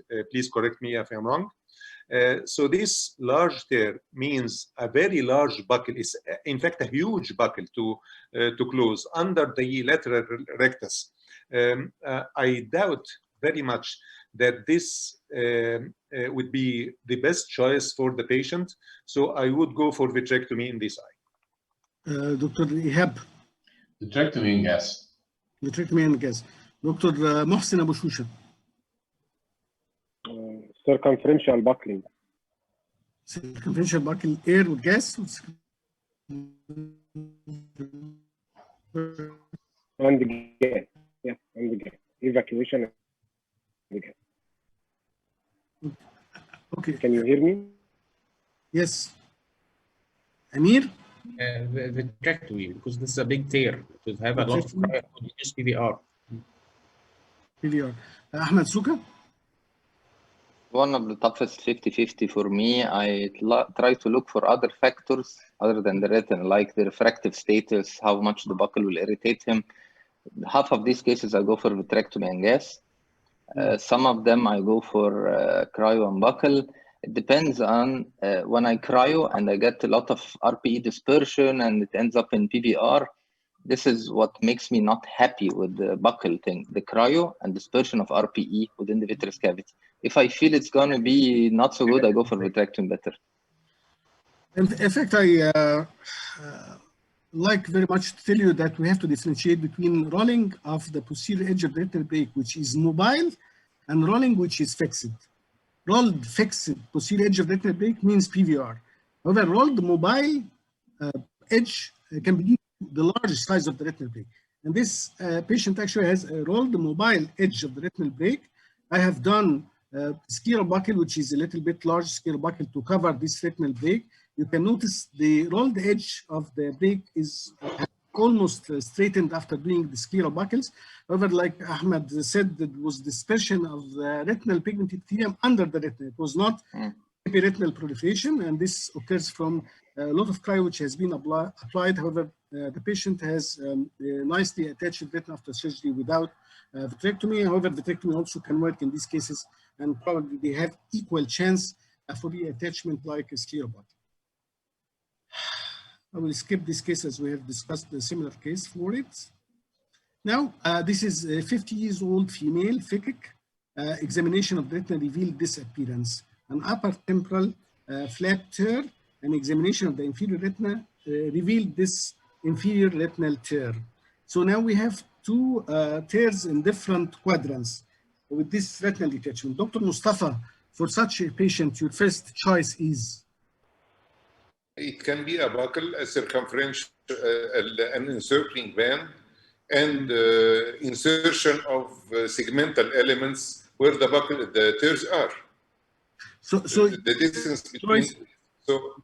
Your choice is scleral buccal, circumferential. Yes, with maybe two separate segmentals.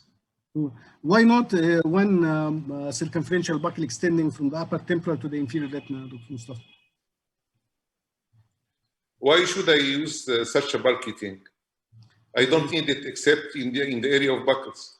And I think the distance between the buckles is almost half of the circumference of the eye. So I think an encircling and maybe two separate segmentals. Two separate segmental buckles, radial or circumferential, Doctor? You mean two? I can use. I think I can use both as circumferential, but I can mix and match. Okay. One of them can be radial and the other one can be segmental. They don't have to be the same thing. Dr. Amir Ramadan, what's your decision for this patient? I think two circumferential would be difficult to apply and to fix it. So I would go for a buccal and 2/3 of a buccal covering both breaks and the area in between. Circumferential buccal with the tire covering both areas. Okay, Dr. Mohsen. I think the same decision like Amir. And Dr. Ihab. Vitrectomy, very good vitreous-based dissection, and laser 360. Yes. And laser 360. Yes. So why laser 360? Because she might have developed also tears in the attached quadrant upper nasal, and she might develop it later. So I definitely would like to have that in a very good lasered area. So I'll do laser 360. Some of the breaks actually you might find them intraoperatively. I won't just judge that I have upper temporal and lower nasal. Dr. Ihab, do you prefer to do 360 degrees in most of your vitrectomies for retinal? No, always do laser around the detected tears. But in such a patient, I might find something also nasal, so that then I would consider going 360. But in most of the time, the decision is laser to only tears. Khalid Rakhawi. Well, the point mentioned by Ihab, I support very much that in this particular case where there are two distant tears, that probably the rest of the periphery of the retina is subject to having either other small invisible breaks or to have some vitreoretinal pathology in the future. So I would, if I go for a buckle, I would go, of course, for a 360-degree buckle. It's not only this to target this particular or those particular tears, but from accumulated experience over the years, when I have several, and I consider these are several tears, few up and one down, I expect a pathological vitreous, so I go for vitrectomy. So your first choice is vitrectomy for this case? Yes, my first choice. With a buckle or without a buckle? We have to agree again that this case can work fine with a buckle, but in my hands, it would be 360-degree buckle, not just localized. So I'm asking if you do vitrectomy, with a buckle or without a buckle? Although it can be done with a buckle alone, but I would go for vitrectomy alone. Vitrectomy and silicone oil tamponade or gas tamponade? Well, because of the 6 o'clock there, I would be more inclined to use silicone oil. Ahmed Suka. I would try the buckle first, and I would like to highlight the idea of circumferential buckling. When I say I use circumferential buckling, I mean I use the band and I put a very small segment at the tear area. Very, very small to give radial buckle effects. When it's too large, I feel it's tamponading a very big area, pushing it towards the eye, fish mouthing and everything. When you use very small segments, you feel you have a very high bump at the tear area. So I would use a very small segment at 6 o'clock at this tear. Try first the band with the 2 segments. It's not an easy procedure. I depend on my precise localization of the tear so that I put the smallest segment and I give it a try and explain to the patient that the next time if we need the vitrectomy, it will be an easier vitrectomy because you'll have the buccal support and things probably will end up better in 2 procedure only. Putting vitrectomy and silicone at the 6 o'clock position, I have a very high failure rate. It's in the area of 30%. I feel it's a lot. For me, it feels a lot. And the second surgery is not 100% proof that will pass by 2 surgeries.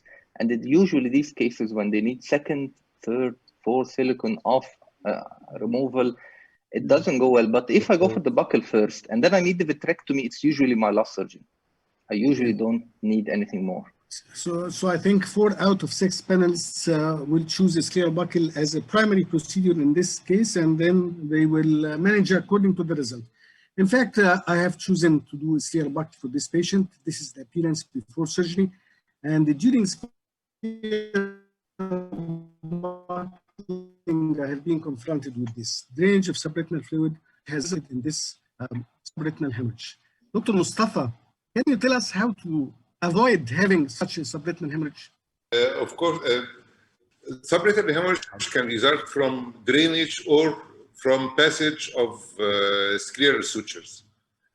Of course, drainage was the cause, Dr. Mustafa. Drainage was the cause. My method of drainage is that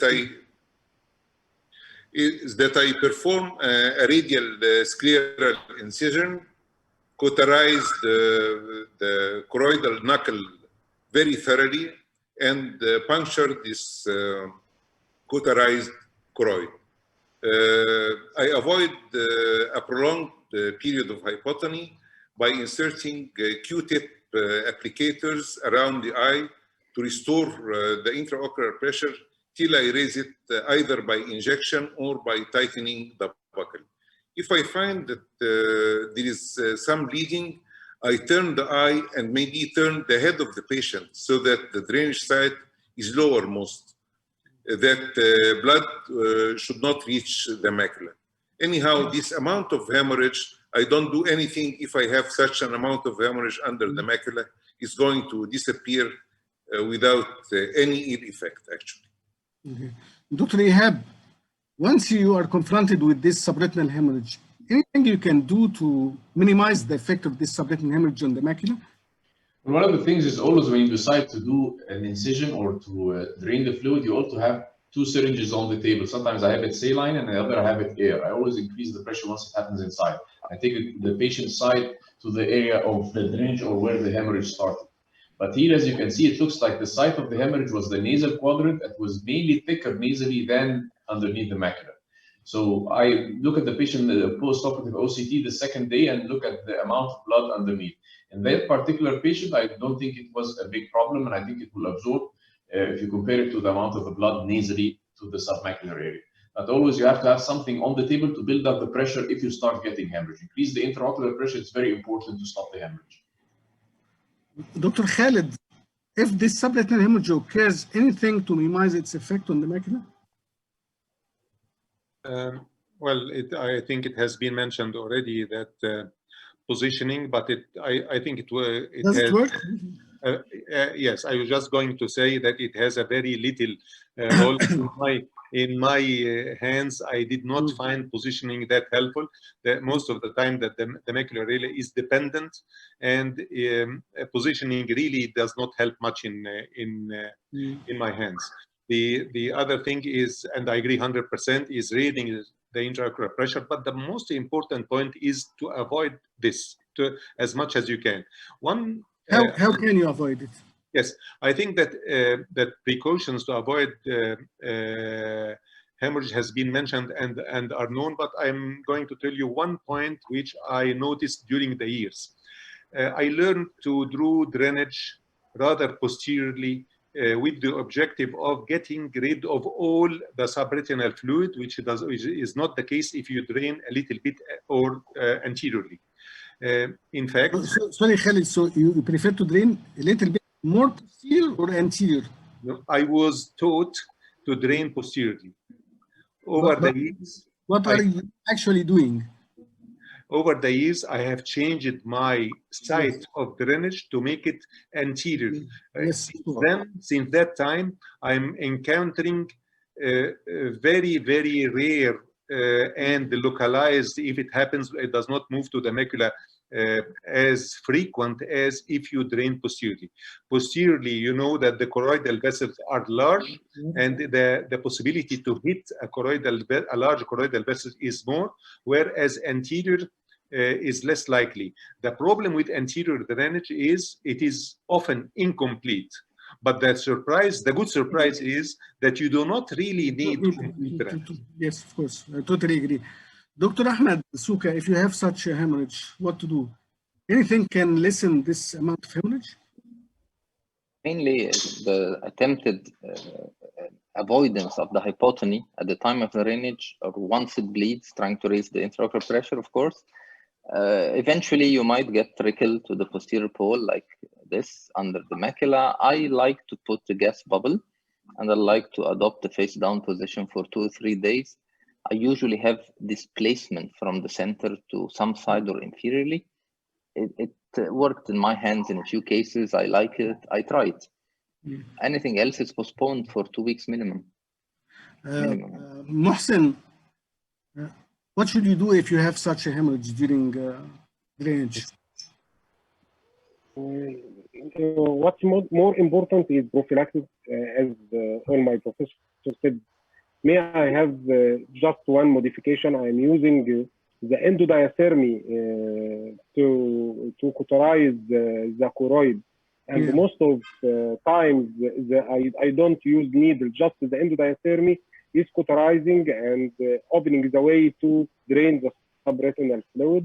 Also, try to be more strict to be around the horizontal recti, just above or below the medial and the lateral rectus.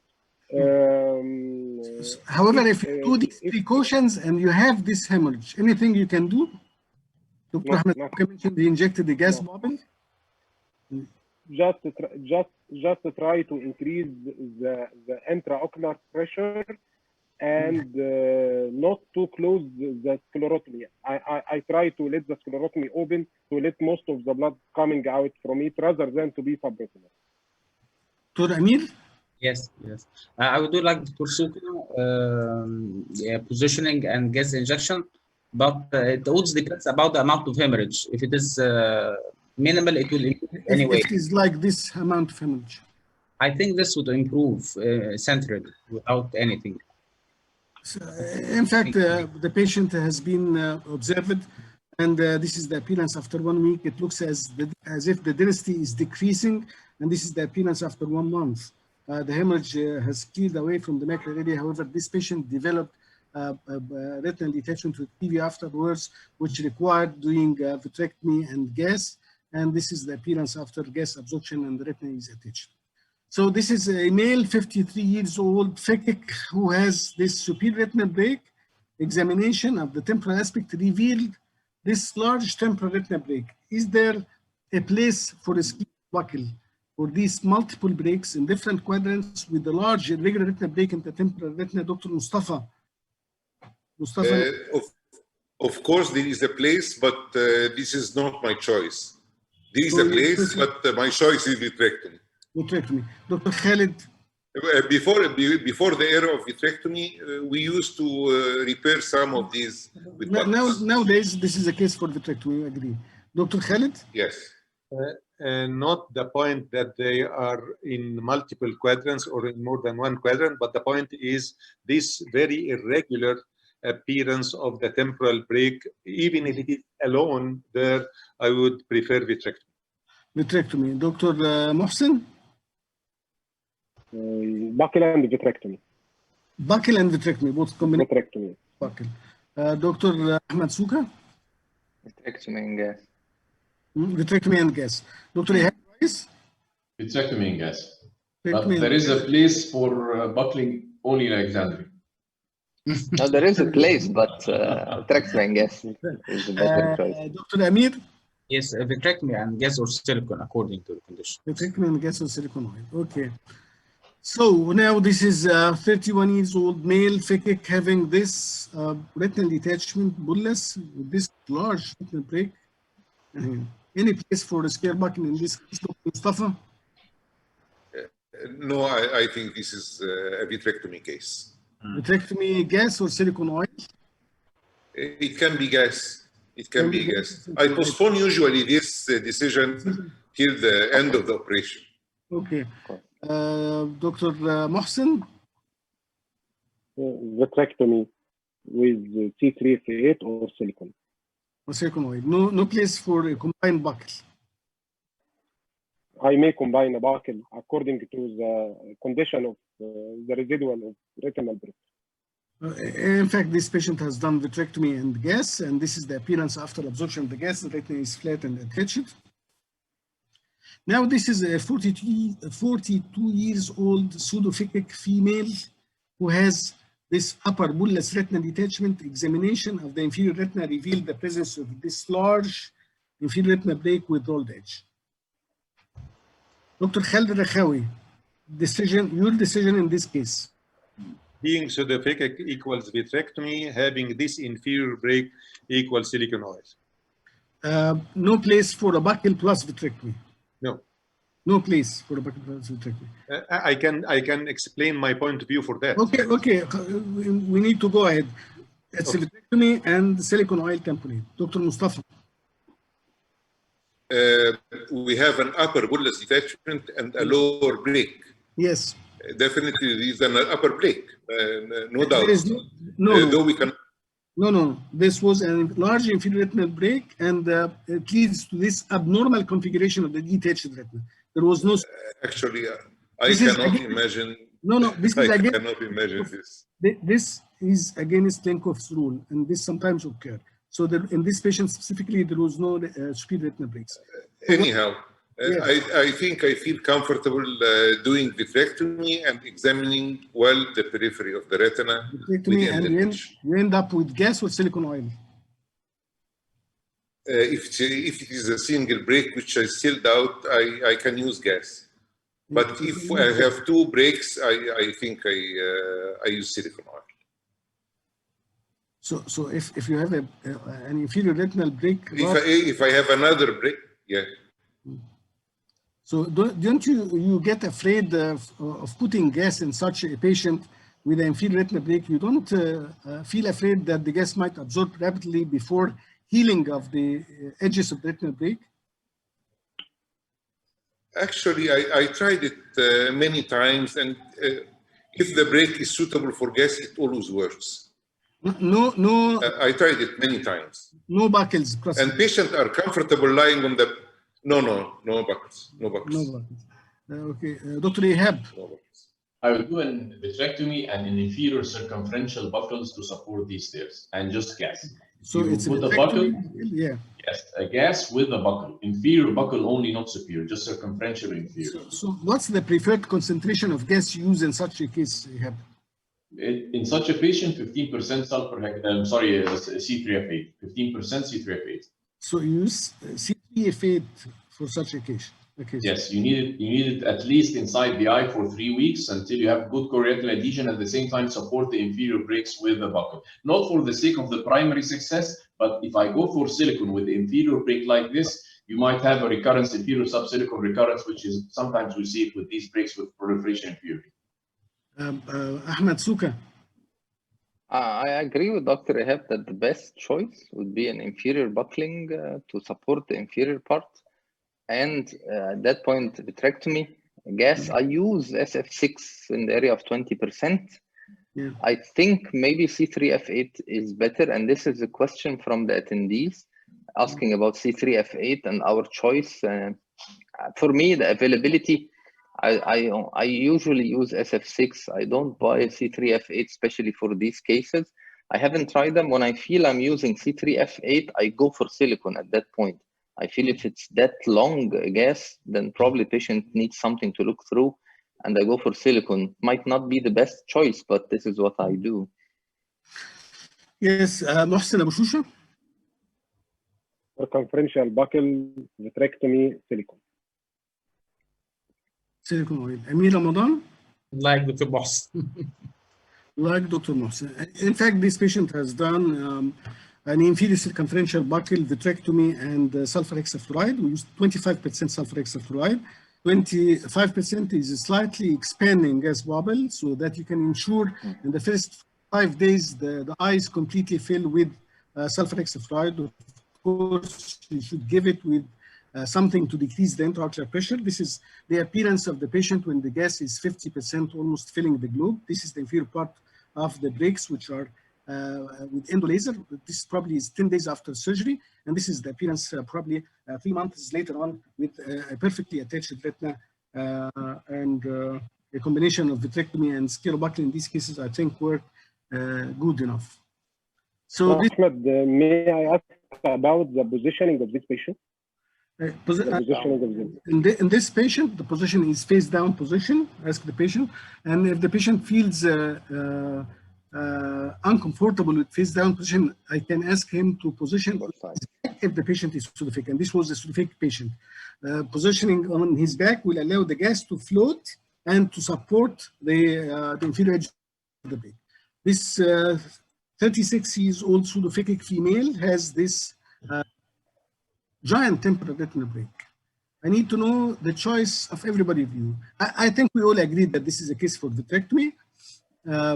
We all use perfluorocarbon liquid to flatten the retina in these cases. However, I would like to ask if you go for routine removal of the lens in these patients.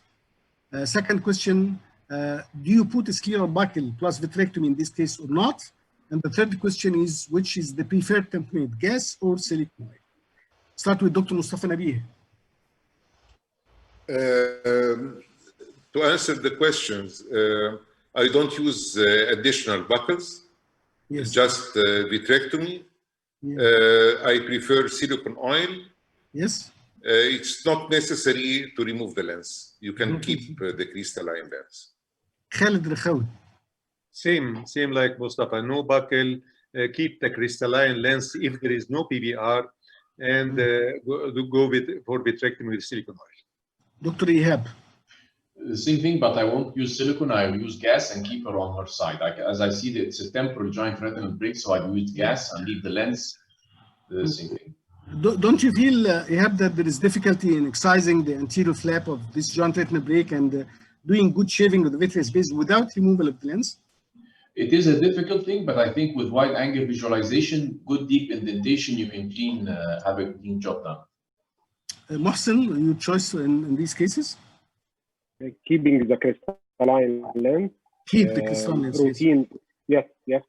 Routine circumferential buckle. Routine buckle. Yes. Yes, routine buckle. And this may answer the question about the trimming of the anterior flap. Yes. It make it easy. The buckle make it more easy. And silicone oil. And silicone oil. Dr. Amir Ramadan? Yes, I would keep the lens. I would do probably 41 bend with vitrectomy, and according to the degree of PVR, I would do gas or silicone. If no PVR? It would be gas. Yes. Ahmed Suka? I leave the lens. I prefer the band, circumferential band. Gas most cases not, but if I feel operatively PVR might ensue, I put silicone. Okay, so there is no uniform agreement on putting buckle or not, gas with silicone oil, leaving the lens for removal. There is a controversy actually. And keep the lens. Sorry? Keep the lens. We keep the lens, most of us. Most of you keep the lens, yes. Most of us, yeah. To remove later. So this is the appearance after vitrectomy and scleral buckle and gas for this patient. The patient after probably 6 months developed an epimacular membrane temporal, which was easy to remove later on. Now we have, this is another case which had done exactly the same issue, vitrectomy, buckle, and laser gas, and gas works nicely in these cases. Actually, if there's no PVR, this is the appearance after absorption of the gas with the retina totally attached. Now, I would like to ask what to do in this patient. This is a patient who presented with the giant retinal break with choroidal detachment. There is a choroidal detachment hypotony, and this was the appearance of the patient before surgery.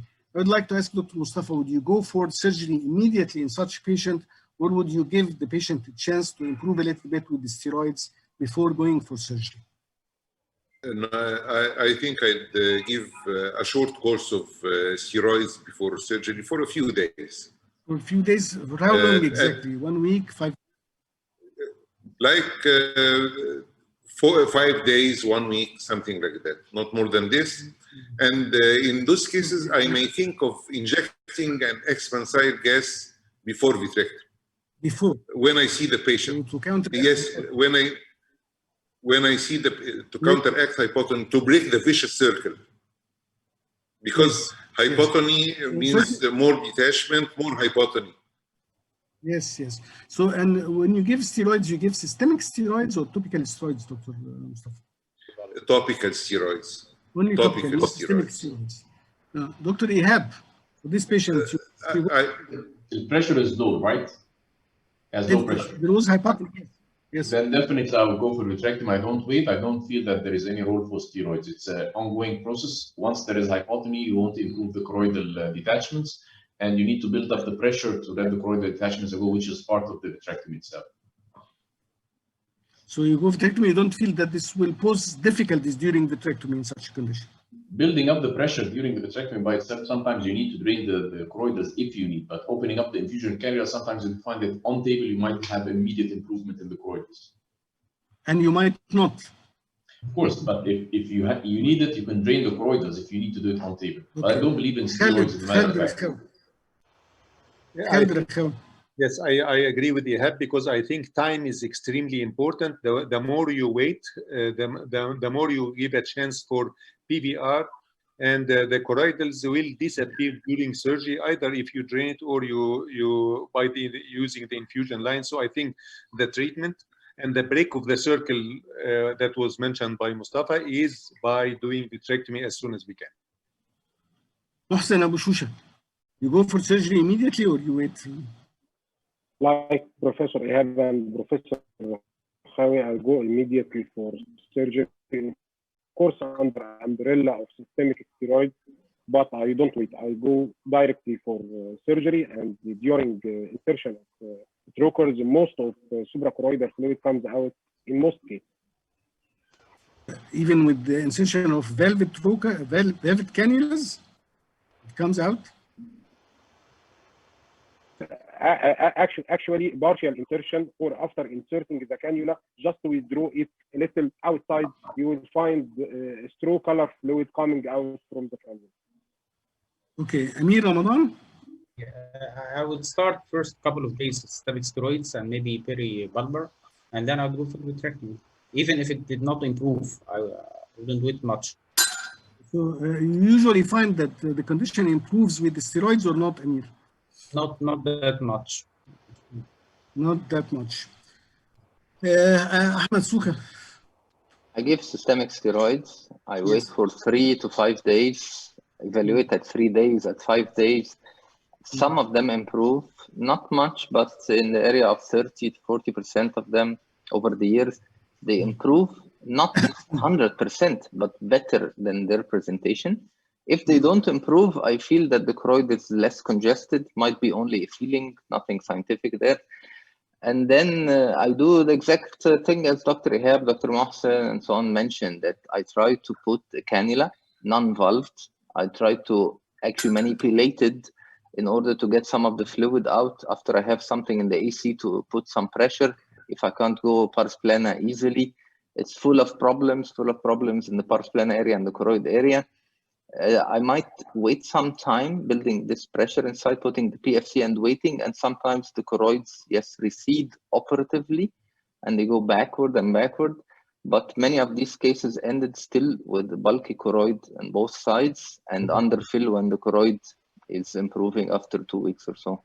We prefer giving a chance for steroids to work, both systemic and and definite silicone oil at the end. For me, it's a definite silicone oil case.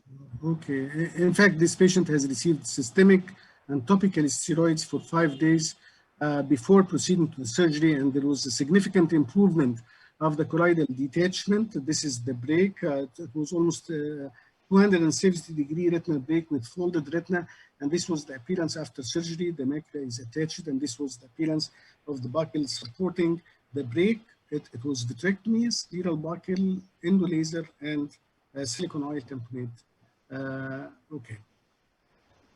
Now, if you have this patient having retinal detachment involving every part of the retina except the temporal area, the macula, examination of the upper part reveals the presence of this. Excuse me, Dr. Ahmed, may I ask a question? Did you? Yes, go ahead. Go ahead, Mohsen. go on. Did you put buckle in the previous case? Yes, because in the patient had complete resolution of the choroidal detachment before surgery. The patient had complete resolution of the choroidal detachment before surgery. But if you still had choroidal detachment, would you like to put the buckle or not? No. You would put the buckle, yes. If the patient, same correction, please. There is no place for a buckle. You have a buckle from inside the detached choroid. This patient has a retinal cyst superiorly. Examination of the retinal periphery and the superior nasal revealed the presence of these subretinal bands from a neglected long-standing retinal detachment. and there was a lattice degeneration with the stone holes inferiorly. Dr. Mustafa, for this patient, what is your decision? I think I go for a buckle in this case as a primary procedure. Buckle for primary procedure. Yes. And I have a great hope that it will succeed. Khalid Rakhawi?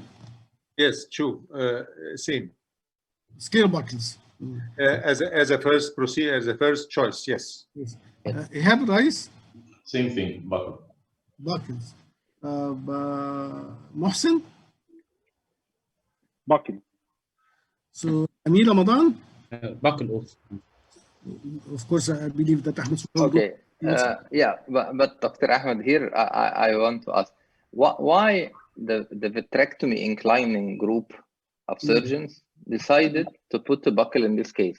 Really, it's I don't get why this case is better buckle. Why? They're afraid of the bands. So the vitrectomy inclined group should answer this question. Dr. Ihab, why a buckle in this case? Well, first of all, he has inferior breaks in the extreme periphery with perforation. He's phakic, so most likely he won't clean the vitreous space all the way inferiorly. So I'd like to buckle the inferior breaks. And if I'm going to buckle the inferior breaks for the superior detached area, I think you will find also breaks also in that schitic cavity. Long-standing detachment will be drained externally better than internally. There is no other breaks. The inferior retinal holes here are the cause of this neglected long-standing retinal detachment. That's why you buckle them. So that's why if I'm putting a buckle, I would buckle these breaks. Okay, so there is a definite role for scale buckles in neglected long-standing retinal detachment, even having these lot of subretinal bands and retinal cysts here. This is, in fact, the idea I would like to highlight. This is a pseudophakic male, 35 years old, who has this shallow inferior retinal detachment, a lot of subretinal bands and pigmentary changes superiorly and inferiorly. When you examine the retina is elevated more inferiorly, and when you go in the far periphery, you find a large inferior retinal break like this. Dr. Mustafa, for this patient, this is a case for a scale buckle, or this is a case for vitrectomy in your practice? I think sclear buckle trial is going to be better. Sclear buckle is better in this case. Yes, because you don't lose the chance to do a secondary vitrectomy. But if you succeed, it's going to be better. Khalid, you mentioned pseudophakic or phakic? Yes, pseudophakic. Okay, then it's a difficult decision again. If it is phakic, it is for buckle for sure. But being pseudophakic, I would be more to the side of vitrectomy. So if the condition can work with in phakic eyes, why not in pseudophakic eyes also? The media is clear, you can see the break. So why not? If the pseudo, this is not the common thing in pseudophakic eyes, to have to be able to visualize the periphery quite clearly and to be sure 100% that there is nothing, no missed breaks peripherally. I'm more comfortable in pseudophakics to do vitrectomy because I'm not going to harm the lens, which is already gone, and because I'm quite sure of the visibility of inside the eye. This is why. But of course, if this is phakic, a buckle is that choice. Ihab. May I add something, Mike? Yeah, of course. When you have some concerns about a shortened retina, I think it's better to avoid going to vitrectomy. Buckles are tolerant to shortened retina, but vitrectomy are not. So you may end up doing a huge retinectomy in those cases of shortened retina, while you can just close the break with a buckle, and the retina, even if it remains detached in a concave configuration, it will not affect the visual function. Doctor, Ihab, your decision for this case? I would do a vitrectomy and put an inferior circumferential buckle. So it's a vitrectomy and buckle. Inferior circumferential, yes. So why not an inferior buckle? because there is epiretinal proliferation also. So I attack the intraretinal vectors by doing the vitrectomy, and at the same time support the inferior breaks and inferior retina by putting a circumferential buckle. Ahmed Suka. What works with buckle is buckle only for me, and then we can do a vitrectomy for other possible problems of PVRs, epiretinal membranes, and so on. But I'd like to highlight the shortened retina thing. These are subretinal membranes, basically, not epiretinal membranes. Yes, yes, definite buckle for me. It's buckle brain. Buckle. Amir Ramadan. Yeah. Dr. Magdi, does this patient have a macular hole? This is from longevity of retinal detachment. This is not a true macular hole. No. No macular hole. No macular hole. So what to do, Amir, for these patients? In fact, my decision a little bit, I would start by I would do buckle, and if there is still open macular hole flap in a second setting. So it's a sclerobuckle also. In fact, the patient has done a sclerobuckle. This is the appearance after surgery. The sclerobuckle succeeded in reattaching the retina. Subretinal bands are there. Here, nothing. The buckle closed, retinal break, retina is attached. This is a simple procedure, no gas, no positioning, no silicone oil after surgery. And this is another example of long-standing retinal detachments. You can notice here this demarcation line, subretinal biosis, large inferior retinal break. Only sclerobuckle can solve these problems. Yes, sclerobuckle can support this retinal break, and the retina is attached, and this is the appearance. These white lines has nothing to do. You don't need to open the retina and remove these subretinal lines. You don't need to do vitrectomy, and this is the appearance 3 months after surgery. Everything is fine, and the retina is attached. Reminding you that for neglected long-standing retinal detachments, sclerobuckles work effectively, and in my hands, much better than vitrectomy for these cases. Now I'll come to probably the last case where a patient presented, a phakic patient, 53 years old, presented with this macular hole and a peripheral temporal. So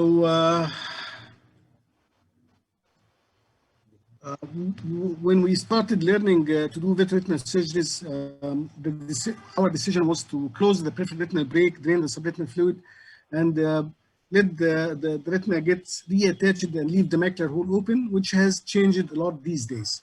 So I need to know what everybody of the expert panelists do for such a case. Start with Dr. Mustafa. Vitrectomy with the peeling of ILM, just temporal hinged flap to cover the macular hole, and probably gas. And probably gas. So I would like to ask you, Dr. Mustafa, in those detached retina, myopic eyes, how often you find it difficult to remove the ILM in these conditions? It really can be very difficult. This is true. Yes, and if I find an extreme difficulty, maybe I satisfy myself by doing a good vitrectomy, and that's it. But at least I'll attempt. Try it. I'll attempt to have a temporal flap. Okay. خالد. يعني السؤال اعمل ايه؟ اعمل فيتريكتومي زي ما الدكتور مصطفى قال. Sorry, in English. I will go for vitrectomy and the ILM flap, not essentially from the temporal side, but inverted flap from all around. This is what I go for. So, about the difficulty of removing the ILM, yes, this eye does not seem very high myopic. Yes, there is some difficulty in very high myopic eye, but we can manage to do it in the greatest majority of cases. In such very high, not in this case, but for very high myopic eyes with posterior staphyloma, how often you find it difficult to remove the ILM?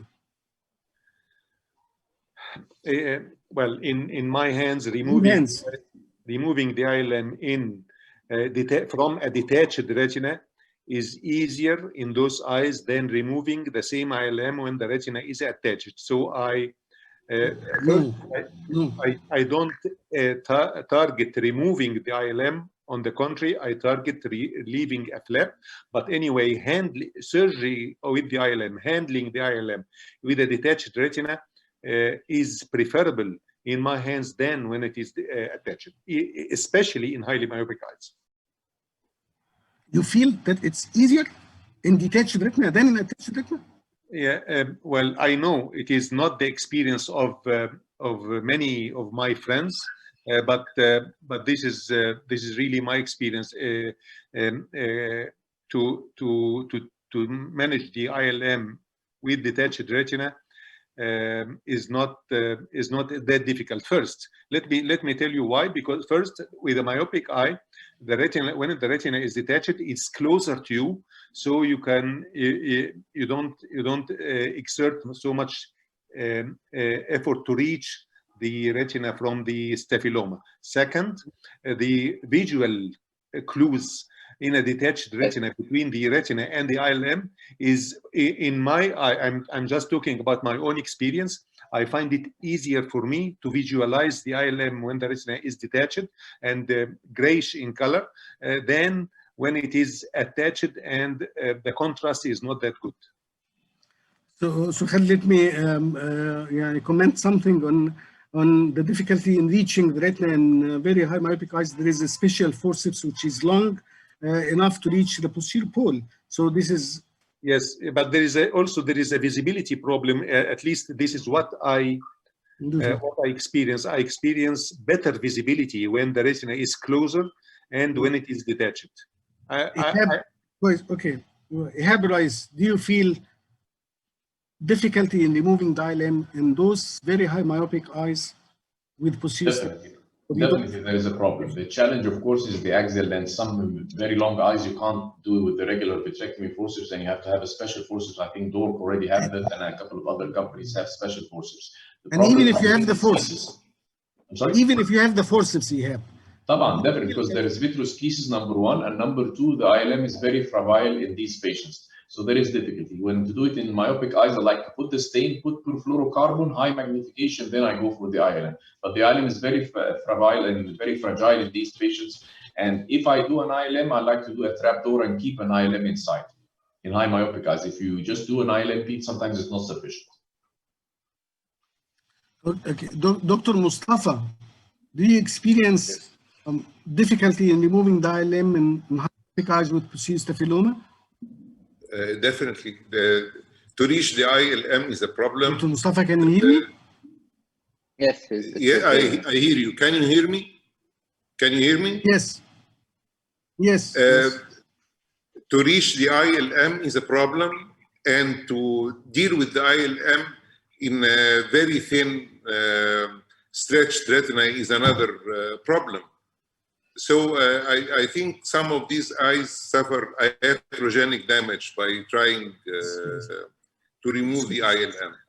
So if I ask you about the percentage of cases in your hands in which you succeed in removal of the ILM in very high myopic eyes with posterior staphyloma and detached retina, could you give me a figure, a round figure about? Complete removal of I don't aim at complete removal, but if I want to have a flap of any kind, I may succeed in 60–70%. Ahmad Suka, in how much of your cases do you succeed in removal of the ILM in high myopic eyes with posterior staphyloma? In detached retinas, I think. In detached and in attached retina. In attached, the percentage is relatively high. It's in the area of 90%. I mean, it is difficult, but it succeeds most of the time with good staining, with contact lenses, with long forceps. Most of the time I succeed. And in detached retina? In detached retina, it's a bit tricky because, as Dr. Khalid mentioned, when it's mobile, you see better, but it's mobile. It's not fixed, and it's irritating you because of its movement and capturing the ILM. If you fix it under the PFC, you go back to the posterior staphyloma and the long eye and the difficult visualization, and the clues are gone. So both situations are not so nice, but I try to remove the mobile retina, and I agree with him that I can grasp the ILM in most of the cases. Eventually, it's again in the area of 90%. Most of the time I can do it, but it's difficult. Mohsen Abu challenge. Shusha. Mohsen Abu Shusha, do you find difficulty in removing the ILM in very high myopic eyes with posterior staphyloma? Yes, of course. I find great difficulty, but I can make some tricks like restaining once and twice. This is the first trick. The second trick, like Dr. Khalid said, is to start or create a flap with a detached retina because it's near to me. And after creating this flap, I stop, inject BFC, and complete the peel under BFC. But I create the flap first on detached retina because it's near to me. Just creation of just starting flap, and then complete the peel under BFC. Good idea also. Amir Ramadan? Yes, Sometimes. I find the technique that Mohsen used is helpful. I try to use it, but it does not succeed in all cases. And how often do you succeed in removal of the ILM in those very high myopic eyes? Yeah, more than 50%, but More than 50%. In fact, this patient was not such a very high myopic eye with posterior staphyloma. It was a myopic eye having macular hole with a peripheral retinal break. And what I have done is, after staining, I tried to remove the ILM without perfluorocarbon liquid. It was difficult, but I succeeded in removal of the flap. Smooth without perfluorocarbon liquid. I stained once and twice. And then I stained again, and I found that there is difficulty, and I usually find difficulty in removal. It's not easy in detached retina, and it is not easy in very high myopic eyes. And then I injected perfluorocarbon liquid, like Mohsen said, and start to complete the ILM removal. I was not successful in removal of the amount of the ILM I would like to. And I stopped when I felt that I might damage the retina from phototoxicity. I might create retinal breaks. And then I left a part of the ILM on the nasal retina without being able to remove it, without inflicting damage to the retina. This is the part I have removed. And then completed the surgery, removed the vitreous base, applied endolaser on the break. And this is the appearance after surgery when the gas decreased. This was the appearance. And the hole was closed, and the retina is attached. However,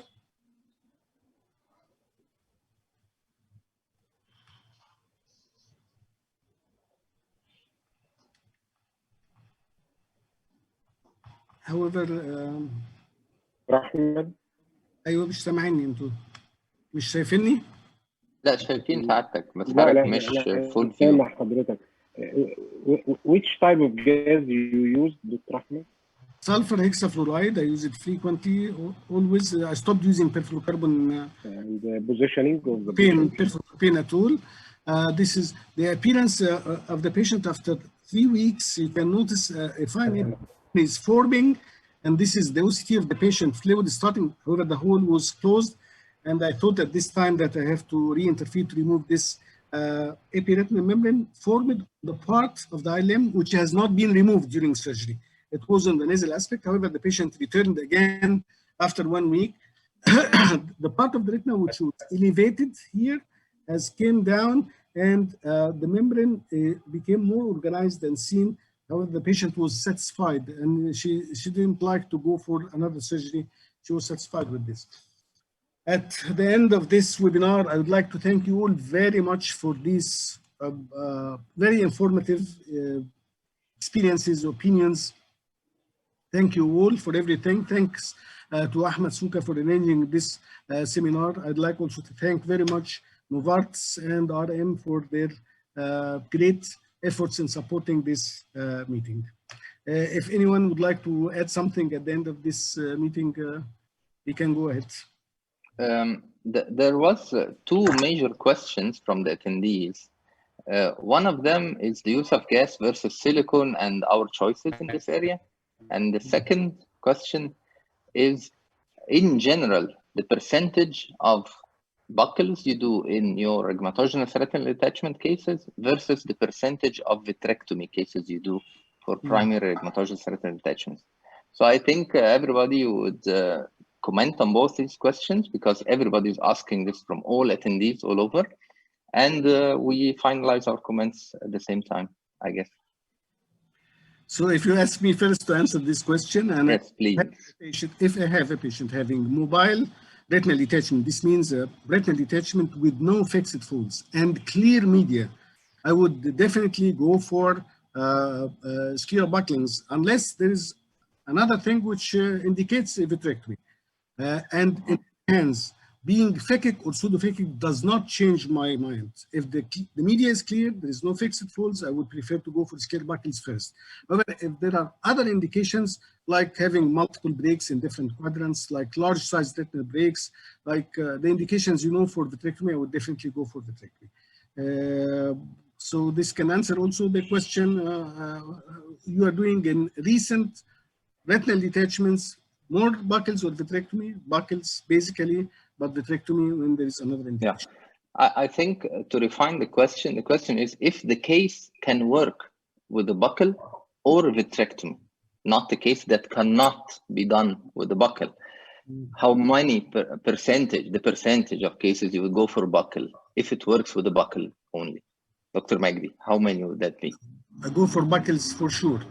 In all cases, I think candidates for buckles. Yeah. Okay, and Dr. Mustafa, for this question?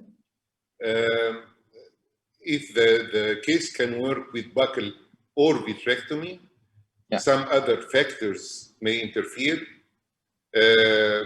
like a type of anesthesia, like the experience of my assistant, and this is very important to me.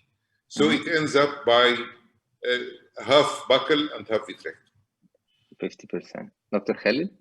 Yes. Well, if the case can work... Same factors, yeah. If you mean the retina, of course, I would go for the buckle most, but the problem is you don't only consider the retina, you consider other factors, some of them mentioned by Mustafa, and some other factors are the ease and the expectations and the comfort of the patient and the comfort of you and your staff. So being realistic, if I look at myself 10 years ago, I was doing 50-50. If I'm looking at myself today, I'm doing 70% vitrectomies versus 30% buckles. Okay, can I ask you here the major two factors that changed your percentage to a higher percentage of vitrectomy? The major two factors that pushed you to go for more vitrectomy? The increased incidence of pseudophakic eyes having detachment, because pseudophakia became much more common.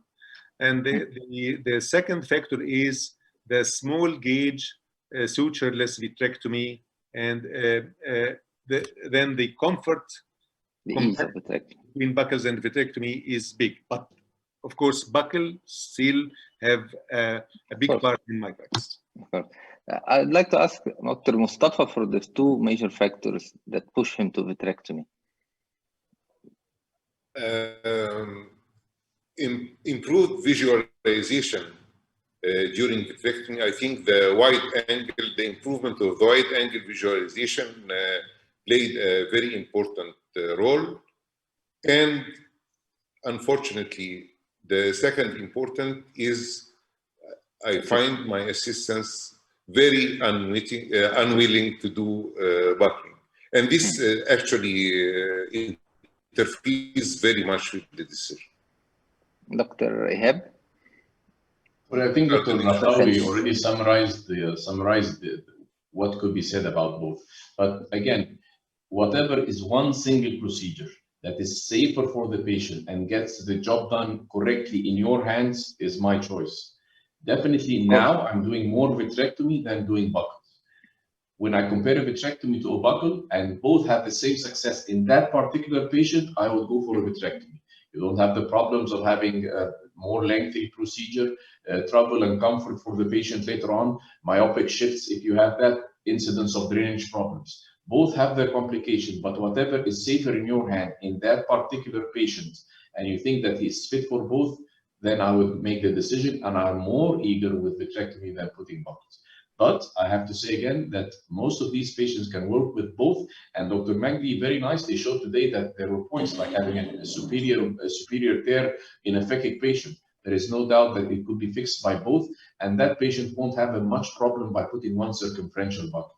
But for several breaks, instead of having like a big tire on his eye, I would definitely go for a vitrectomy. Mohsen, how many vitrectomies as a percentage you perform for a case that can work both ways? Work both ways? A case that can have a buckle or vitrectomy. So a case can go for buckle and vitrectomy. Yeah. Percentage of doing buckles versus doing vitrectomies in your hands. What do you do? 95% buckle, 5% for vitrectomy. Maybe a case of glaucoma with drainage, with bleb. I am afraid to open the conjunctiva. Not more than 5%. Amir? Yes, I would remember saying one of our professors said once, you may regret not doing a buckle, but you will never regret doing it. So it's no harm to you can buy the vitrectomy if it is needed. So it's 100%. 100%. Okay. I think it's a good conclusion for this session. For myself, I go for around 95% buckles. Very rarely I think of vitrectomies. And another point we didn't discuss, we'll discuss later. When you do have an IOL and you think of vitrectomy, I've encountered a lot of IOL problems because I went for a vitrectomy because of the pseudophakia. Most of these cases have very bad IOLs and very misplaced IOLs and jumping up and down. Actually, I shifted back to buckles in pseudophakic cases because if they work, the IOL stays in place and we're fine. And the post-operative opacification of the IOL. Yeah, things happen. IOL, I mean, became my problem in vitrectomy because they're not clean, nice IOLs in the bag most of the time. Anyway, I'd like to thank you all. I think it was a very nice discussion. I think everybody benefited. It was really my pleasure to have you all. I'm always excited to have you around and discuss things with you. And on behalf of iCare and the iCare Academy, we're delighted to have you. And we'd like to thank Novartis for sponsoring this nice webinar. Hope to see you soon in better conditions worldwide and locally. And I hope we meet in person later on, discuss probably the same matter next year. Thank you all, and thank you for your participation. Thank you, Dr. Magdi. Thank you, Ahmed.